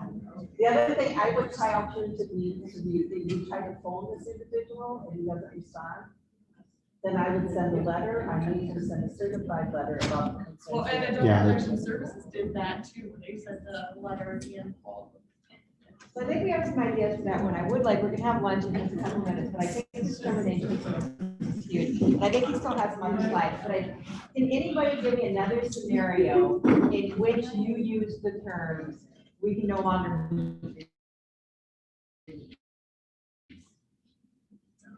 And what was behind that? So we kind of talk through what we do. Well, it's kind of simple. We had a resident in memory care. For whatever reason, her daughter felt that she was capable of having a knife in her apartment. And this person ran around the unit chasing two of my staff members and another resident. Daughter refused to come in, called the police. Police came, checked the emergency room. We said she was no longer appropriate for our facility. She was putting our residents and staff at risk, and we did not have the monitoring ability for that level of one-on-one care. So in this new, that's a perfect example. So a person walking around with a knife in memory care. Right now, we would say we can no longer meet your needs, like whatever. We're now going to need to say, what did we do to understand why she's running around with a knife and what we can do to the root cause, protect her for safety and protect whatever. What are ideas that you would have for that scenario?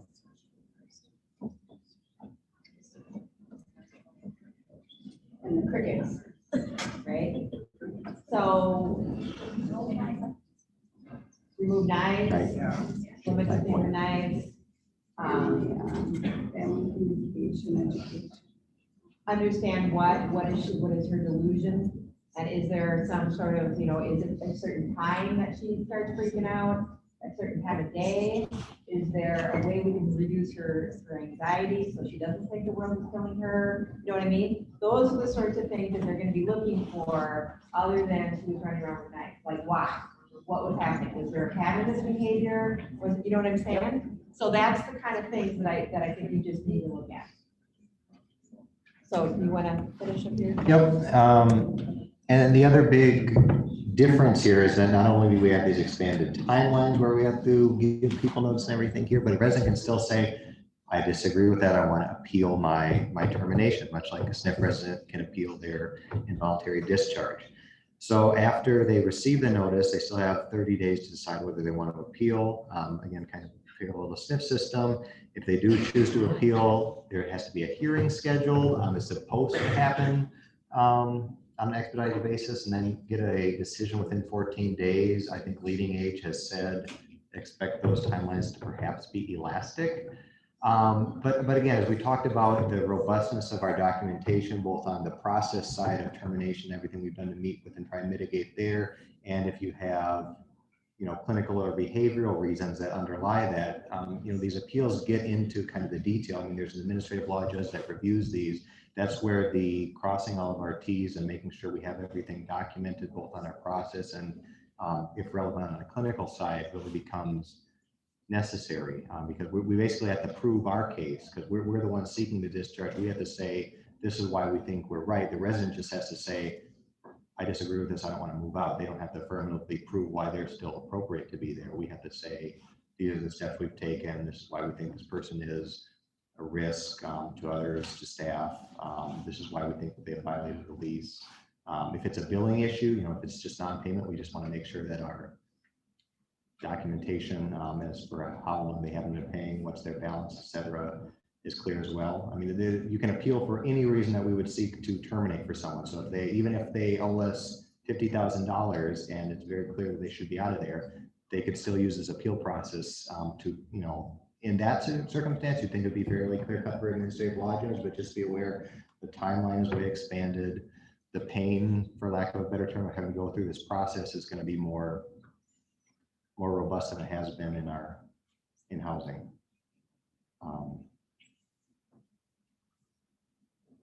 Questions on that happy note?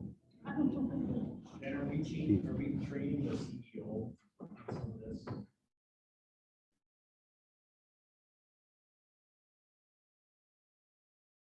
We haven't done anything. A good idea. Work through with them, but we're going to need to adjust those anyways to comply with the new regulations. So that would be the good lever to loop that in. It's a good suggestion. All right. So we're gonna break for lunch a little bit early. Do you want the full 45 minutes, or do you want to just take a half an hour, or what do you guys want to do? Half an hour? See you back at 12:30. I wonder if we'll all get through lunch in a half hour, but. Well, try to come back at 12:30, but don't skip your lunch during 35 minutes. I just have one follow-up.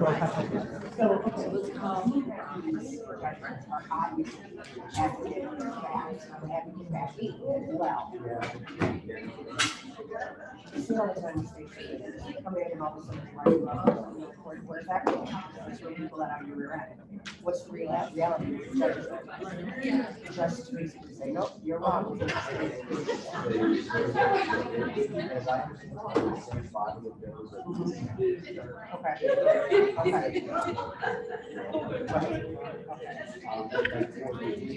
afternoon, this is Shanti. Hey, Shanti, it's Penny. Hi, honey, how are you? I am good. So I'm going to pull up the PowerPoint here.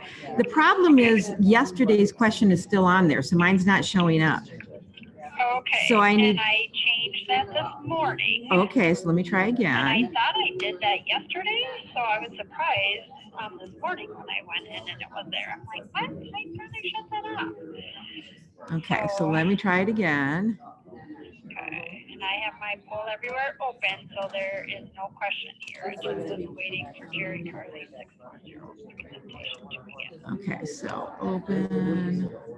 Okay. And then under the poll everywhere tab, it should say in there somewhere Jerry Carly. Yeah. Hopefully it's still logged in. Yep, it's still logged in. It says Jerry Carly. Okay, so now if you start your presentation. Slideshow from beginning. Yep, and then, click down until where your question is. Yep, I just did. Okay, perfect, thank you. Okay, are you on the question now? I am. Okay, and it says waiting for Jerry Carly's presentation to begin. Okay, so let me. Okay, so you're in the PowerPoint presenting as if you're presenting right now. Yes. Okay. Okay, so I am going to. Okay, so I'm just going to activate it because I'm logged in on the website, so I'm going to activate that one. Okay. Okay. Oops, wrong one. Sorry. Go back here. I'm like, that's not the right question. I was on Linda's because I shut it off this morning. Okay.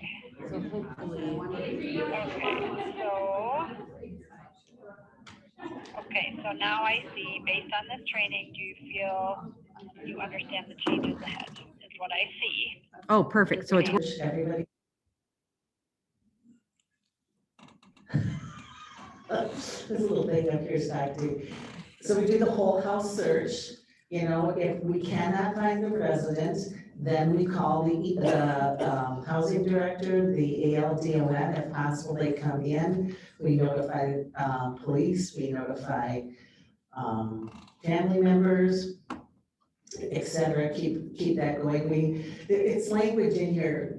The facility will cooperate with local law enforcement personnel. And I'm like, I'm reading this going, have we ever said, oh, I'm sorry, we won't do that, you know?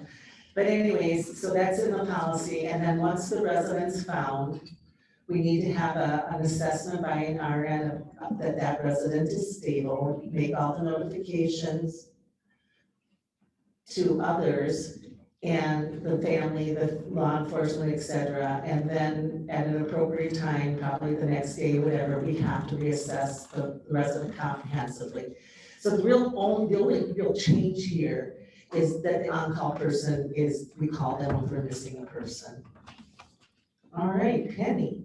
All right, I was trying to share the screen here. Okay. Well, if we're not going to.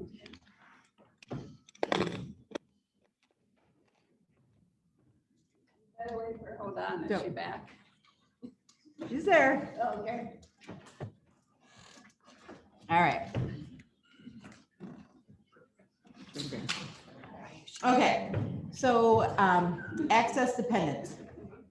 So anybody in assisted living licensed building, which would mean our memory care, our AL, and our IL, has to be able to have the ability to call for help 24/7, which means that our ILs need to have the ability to call 24/7. Many of our communities have pull cords in the room and or pendants that people can get, and that will comply with this ability to respond.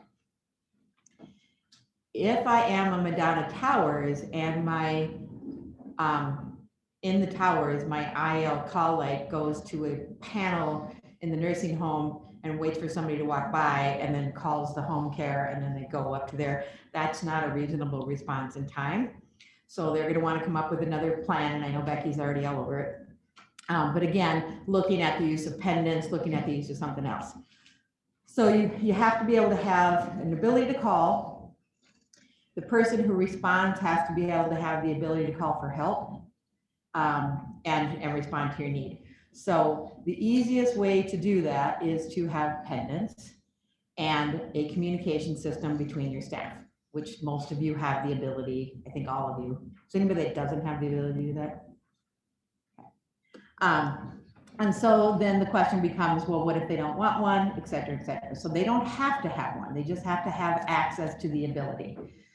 Or anybody, the other way, if somebody doesn't want to wear a pendant or have a pendant, you can say, well, they have a phone or they have a cell phone and I gave them our number and they can call us if they have any questions, right? So that's another way that they can respond to it. So then becomes the question about, and oh, Steve's still here. So I haven't asked Steve this yet before, but an opinion of his is, do we give them the pendant for free or do we charge for it?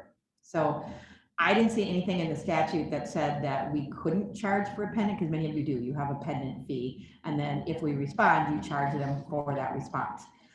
There's nothing that I could see, Ben, disagree with me, that says we can't do that. Typically, when somebody takes on the response line, there's a setup fee that includes, a cost that does cover the payments. Usually those payments are $100 or more in some cases, and so that there is that setup fee that the cost. Yeah. And then if it's lost, then they're responsible. Then there's a last fee, and then most of our ILs also charge if we respond. They charge a response charge, and then if they actually do something for you when they respond, they charge for that service. So again, I think all of that is very appropriate. There are some of you that thought, well, if they're considered assisted living, do we include it? You can talk to your OVP if you feel that that's going to be a concern or a change in practice that you're concerned about. We don't want to hurt any customer satisfaction under this one. But again, talk to your OVP. But otherwise, that would be the process. You would just have an IL. If they want you to just say, hey, if you want a way to respond, I can give you your phone number. If you want an automatic way or emergency response, I can give you the pendant. And then you just have to have a way that, again, who's answering that pendant, and to make sure that that person can call somebody else for help. Okay? Any questions on that? Hoda, did that cover what you wanted? Okay. All right, grievances and concerns. Again, this one is in practice already. Because a lot of you are new, I'm just going to remind you of what the practice is, and we need to just do a double check to make sure that we've got these systems in place. So, hi, Oh, I thought it this was is me. Jerry. Sorry, go for it. It doesn't matter. So we do have the process in place. There is our current grievance concern form does cover skilled and assisted living and has for some time. And it does cover all the requirements in there. This information needs to be included in your handbook. So if you have information for the tenants, it's given upon admission, correct? Yes, the handbook, we don't give out the policy. The handbook has a paragraph in it that just says we have a grievance policy, and then they attach the grievance form at the back of the handbook. You need to make sure that your employees are trained upon it upon admission. And that's part of the admission paperwork. You need to have a conspicuous place to have a copy of the concern form. So that must be someplace that's easy for people to find. Staff need to know what to do. If a resident says, I'm unhappy, it's peas and carrots, and if I get peas and carrots again, So we have to have a way, and every staff member needs to have the ability to take that form and say, this is the concern, and then know where to put it next. And then it's all laid out in the policy. It's not new. You go into eSource, you put that in as a concern. It gives you 5 day, 24 hours working days to acknowledge that yes, I've gotten back to that person. We discussed what it is about peas and carrots, that I don't like. Can you clarify the time? You just said 24 working days, 24-hour days, so. 24 hours business days. So if somebody Gotcha. puts in a concern on Friday night at 8 o'clock, by Monday at 8 o'clock, someone has to go back to that customer and say, what's going on? Tell me some more. I need to learn. I'm listening. And then you need to resolve that in the actions in there. Sherry? I don't think the report's from now. I think it's consecutive days. No. I'll verify with Jeff, but it's supposed to be business days, and that's what the policy reads.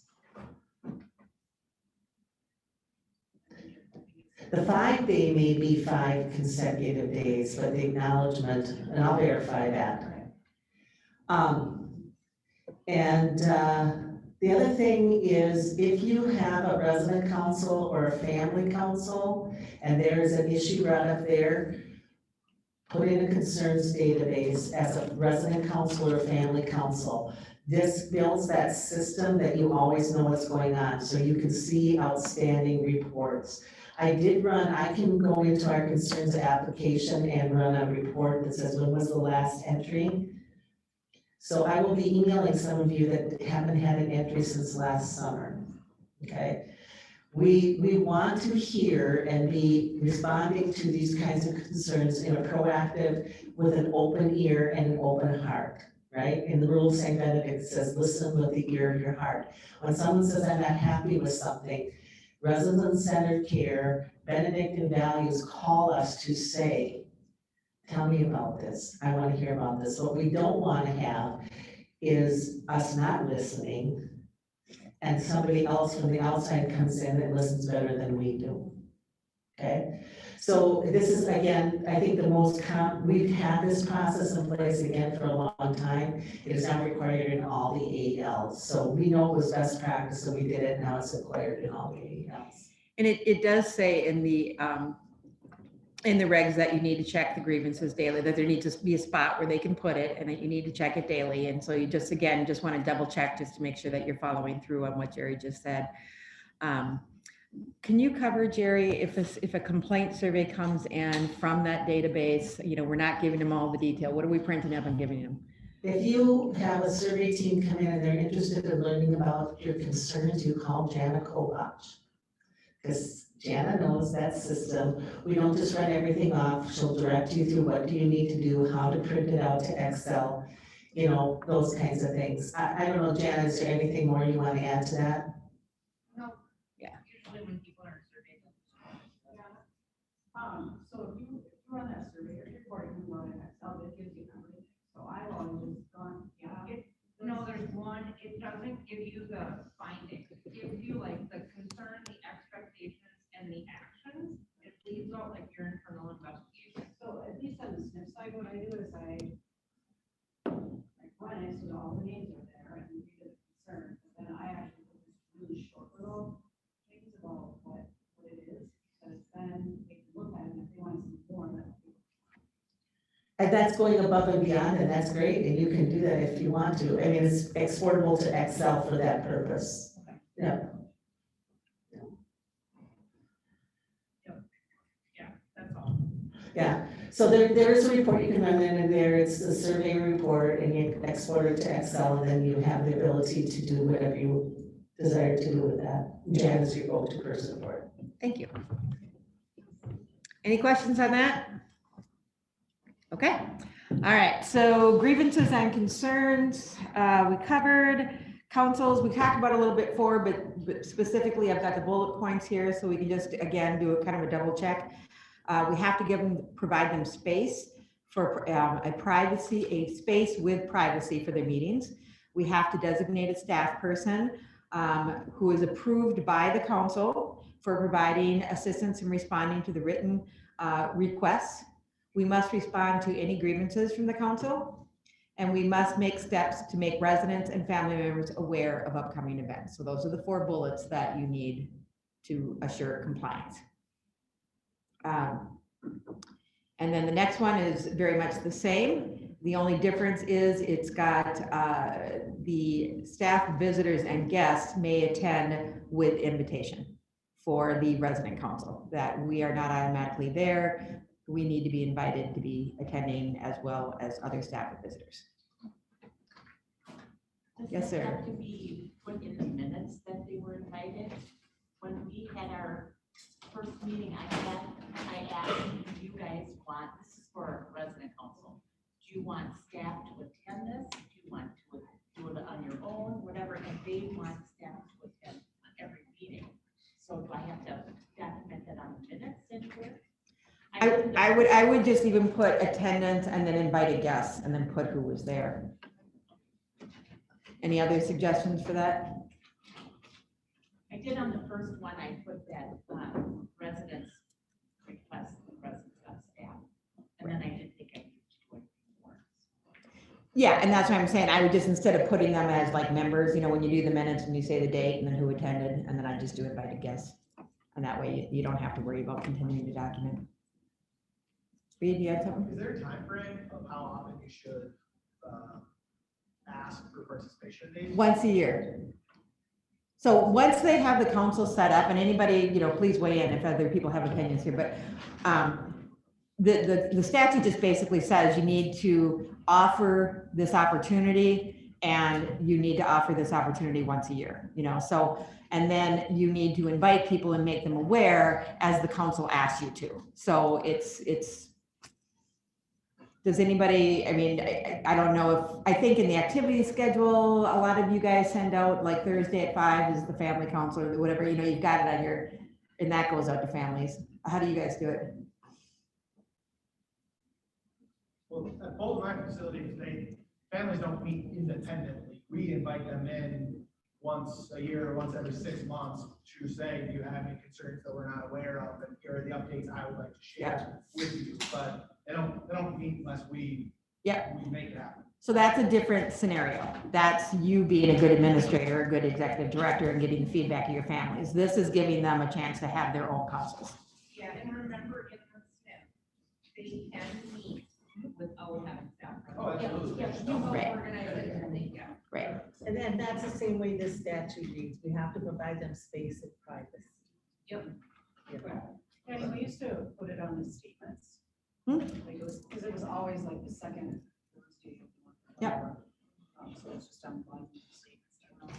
And so whoever is running your council, you have to offer them a way of communicating. And so, if 10 years ago, one family council said, this is how we want you to do it, and that's still how you're doing it, that should be fine.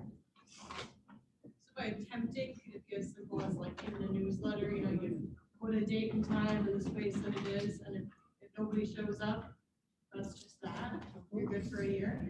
Yeah. Well, and again, you're not running them. Exactly, right. Yeah, you need to be offering to the, again, somebody please weigh in because I'm interpreting the regs, and that's, we could all interpret the regs.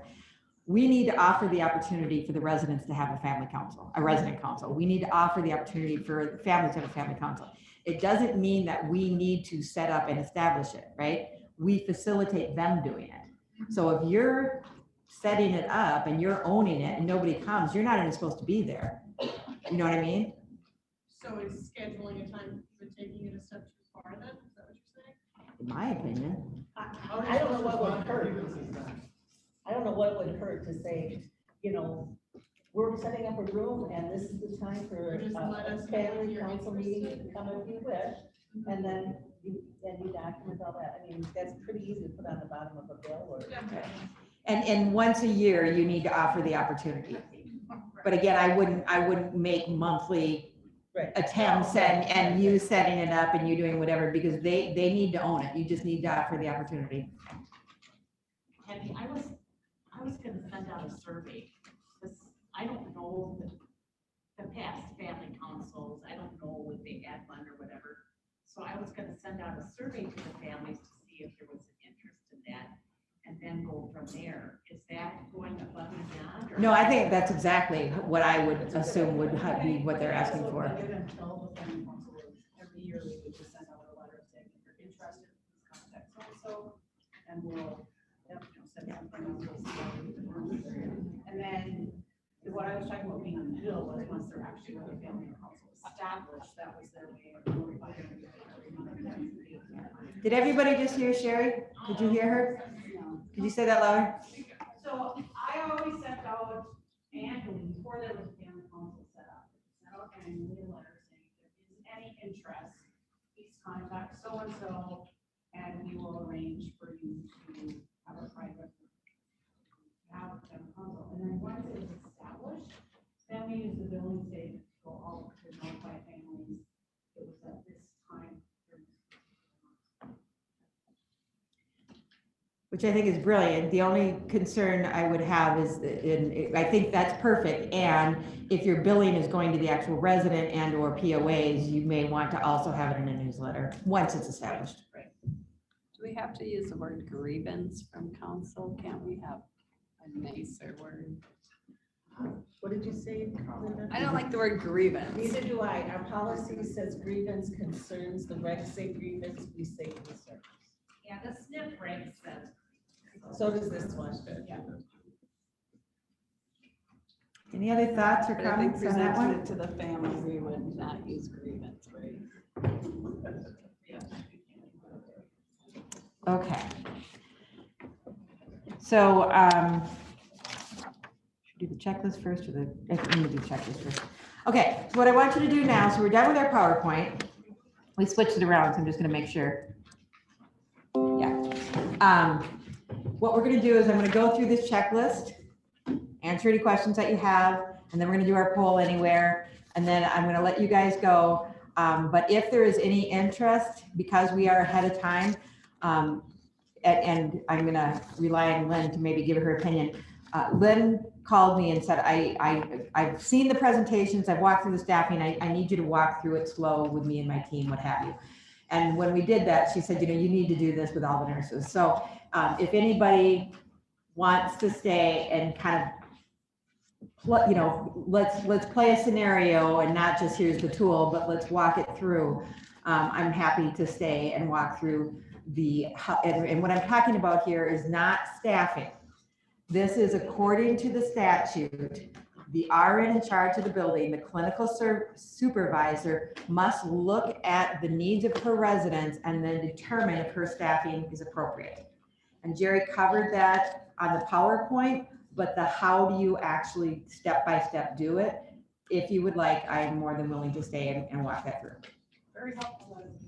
Thank you, Lynn. Okay, so now you got your checkbook out, or your checklist out. Checkbook, We'll take the checklist, we'll take check. To Linda Johnson. And so again, as we go through here, which is obvious as we've been talking, right? This reality is still forming. So, the checklist is as thorough as I can make it for what we have information on right now. If you have any suggestions, I can certainly add to it and we can step on.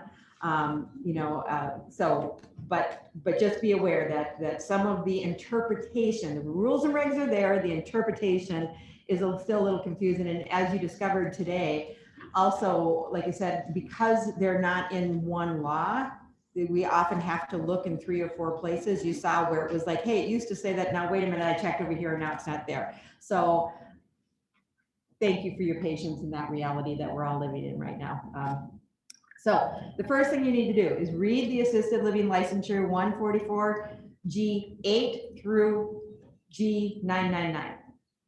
1 through 7 will be sunset August 1st, July 31st at midnight. So that's the new regs. Then you need to read the rules for the assisted living. And again, in your PowerPoints and your slides, they gave you the website to Minnesota Department of Health, or you can just Google MDH assisted living license. And in there, it will give you links to all these things. Then you need to read the documents, license, and the attestation, which is 144G, and the vulnerable adult laws and the electronic monitoring laws. Okay. Then moving on to licensed assisted living director, identify who will serve as the assisted living director. So as you recall, we walked through the accountability of that person, the fact that their license will be online saying, yes, I own these accountabilities, and being fair to your staff and making sure if they have that title, that they have what they need in order to be held accountable for that. Okay. And then anybody else who feels that you could or should apply, please do so by May or by June 30th. And then again, these are already done, but I'm just going to go through every line. Provide notice to residents appropriate to your decision, discontinue housing or services or discontinue home care. The only one who needs to do that is Heritage Meadows. Okay. It can be confusing because some of your counties are asking you to send a letter. Dakota County in particular is saying, please send a special letter. By law, you only need to send a letter if you're choosing not to convert to assisted living. Okay, so you're fine unless your county asks you to do it, such as Dakota. You need to determine which RN will serve as the clinical nurse supervisor. By Benedictine's definition, that is your assisted living director of nursing. So that should be a complete. Prepare to apply for the license, which you did, and it has been applied. Determine what license to apply for, which you did, and you should know whether you're assisted living or assisted living with dementia, because you have different rules. Determine who will be the licensee, building owner, management company, etc. For the most part, Ben determined that for you. So if you don't know who that would be, you can ask Ben because it's basically how you're legally filed as a corporation or what have you. And when we give folks their updated contracts, that'll be one there too. So we'll go. Perfect. We forgot to mention that. So part of the regs is you have to update your contract with your management company. So Ben will be notifying you of an updated contract. Let's see. You need to gather the required information, which you did. Thank you very much for that fast response. You need, and again, just the little bit of different, I think I've got that covered elsewhere, but the remaining open gathered required information is that email to look for from Tricia Bergeen. And make sure you get her those questions answered, please. You need to update all of your admission documents. That will be done by me. But so what ends up happening is anything legal Ben writes, and then he sends the template to me, and then I take a look at it and, you know, maybe update things, like certain things we're going to have to update, probably your rate sheet to look at the meals, you know, that we talked about at Marion. And there was a couple other things that we talked about today that I'm probably going to need to update some of the documents. Then it goes to Lisa Gentry, and then Lisa personalizes it for you. Okay. But Lisa's not you. So then when you get it, you need to look at it and say, Lisa, this is correct or it's not, right? And so that's kind of the process that you're going to need to own. So I'll double check it. You guys double check it. But, you know, sometimes there's just things that she assumes are the case, and then it's just not. Like, we don't have a chapel, so that can't be there, that sort of thing. So I'm going to relook at all the templates just to make sure that we're all set the way it should be. I'll get everything kind of all set for you. Lisa will personalize it. But as I said before, the things that you need to start on, your contract, your UDALA, your representative and your Bill of Rights. We'll get out there, get that out for you now, and then work on the rest between now and August. You need to revise your resident contract, lease, and reissue. And these were the 4 things that Steve, you said, are they there? They're right here. So you need to reissue your license. You need to offer the residents the opportunity to designate a representative, and that's a separate form with a signature that you need to get. You need to complete the uniform checklist disclosure services, which you did and gave to us, and we reviewed that together. And so that needs to also be handed out to residents. And so again, in that, so you need to give that to them. You need to provide them with a new Bill of Rights with the required information on the consumer advocacy and legal, which should be in the Bill of Rights. So as Jerry said before, what I would do is just go ahead and start scheduling meetings with your families and or residents, and then just sit down and kind of explain this reality to them. You need to review the staff job descriptions, the org chart, the roles, the Bill of Rights, the UDALSA, and document in the employee file that this is complete. And that's not covered in Educare. That's not covered in Educare. That's a staff meeting or a one-on-one. And correct me if I'm wrong, Ben, but this is all staff, right? Not just nursing. It's all staff. It's all staff. Yeah. Are you reviewing their job description with staff, like we're doing it? The job description, Yes, that is included. You have to review that. even though it hasn't changed, but it's gonna change. Correct. If you have signed job descriptions from staff, I am assuming you've already met the statute, even though it wasn't in place. So they would know their own job description if that has been done and signed. However, they need to have the org chart and then the unified, uniform disclosure. Thank you, Jerry. You need to ensure that caregivers and nurses have 8 hours of dementia training. This is 4 additional hours from what it was before. Anything more to say on that one, Jerry? Okay. Have staff complete the new Educare orientation, changes to new Educare training for new staff. So I forget the word she used. Kathleen has a different word that starts with a P for the people who assign Educare.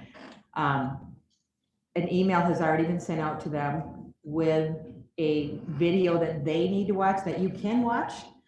It's a 20-minute video. You can ask Kathleen to assign it to you. That it basically tells them, here's the new training rules, here's how you comply. And it covers an updated orientation checklist. It covers the revised, changed Educare. It covers all of that. And then it gave them directions to reassign people so that they can start working on that. So I would check with whoever that person is, just make sure that they got that. Registers. Huh? Called registrars. Thank you, registrars. Starts with an R, not a P. You know, just make sure that they got that information and that they're on top of that.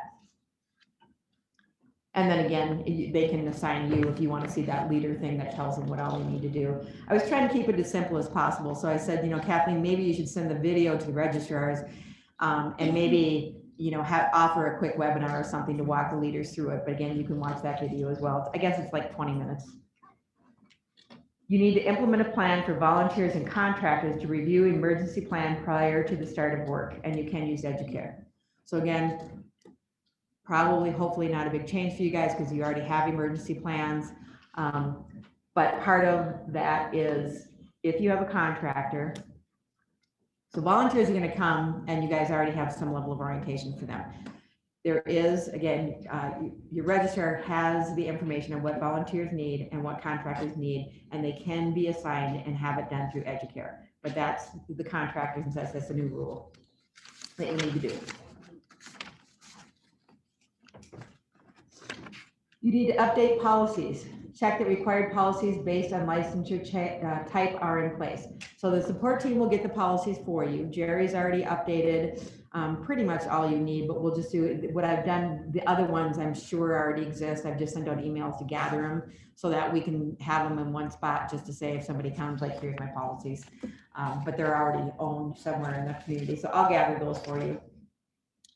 You need to revise the assessment tool and to include required elements to integrate into the EMR if applicable. which Linda's doing for you. So Linda, Evans, and Jerry revised everything, and Linda is building it into Matrix, and then there will be further education on that. Complete the required assessments for residents with AL, no retro needed. So again, August 1st, you just switch to the new assessments. What? I'm just thinking, is there any reason to switch over anything for a new resident so you don't have to worry about it, or just stick to everything status quo until August? If you start picking dates other than the date, you're gonna get confused. Yeah. Just change it all in Matrix, October 1. You wake up in the morning, August 1. You wake up in the morning and there it'll be. There you go. Like that. Magic, just like Magic. Assure meals are compliant with recommended dietary allowances in the United States Department of Agriculture guidelines, including fresh seasonal, fresh fruit and vegetables. So verify you're using Meal Suite, verify you're using the normal vendors. Anything else to verify in that? Okay, all right. Just make sure that I can't remember the title of the person that needs to be posted. Oh, thank you, Jerry.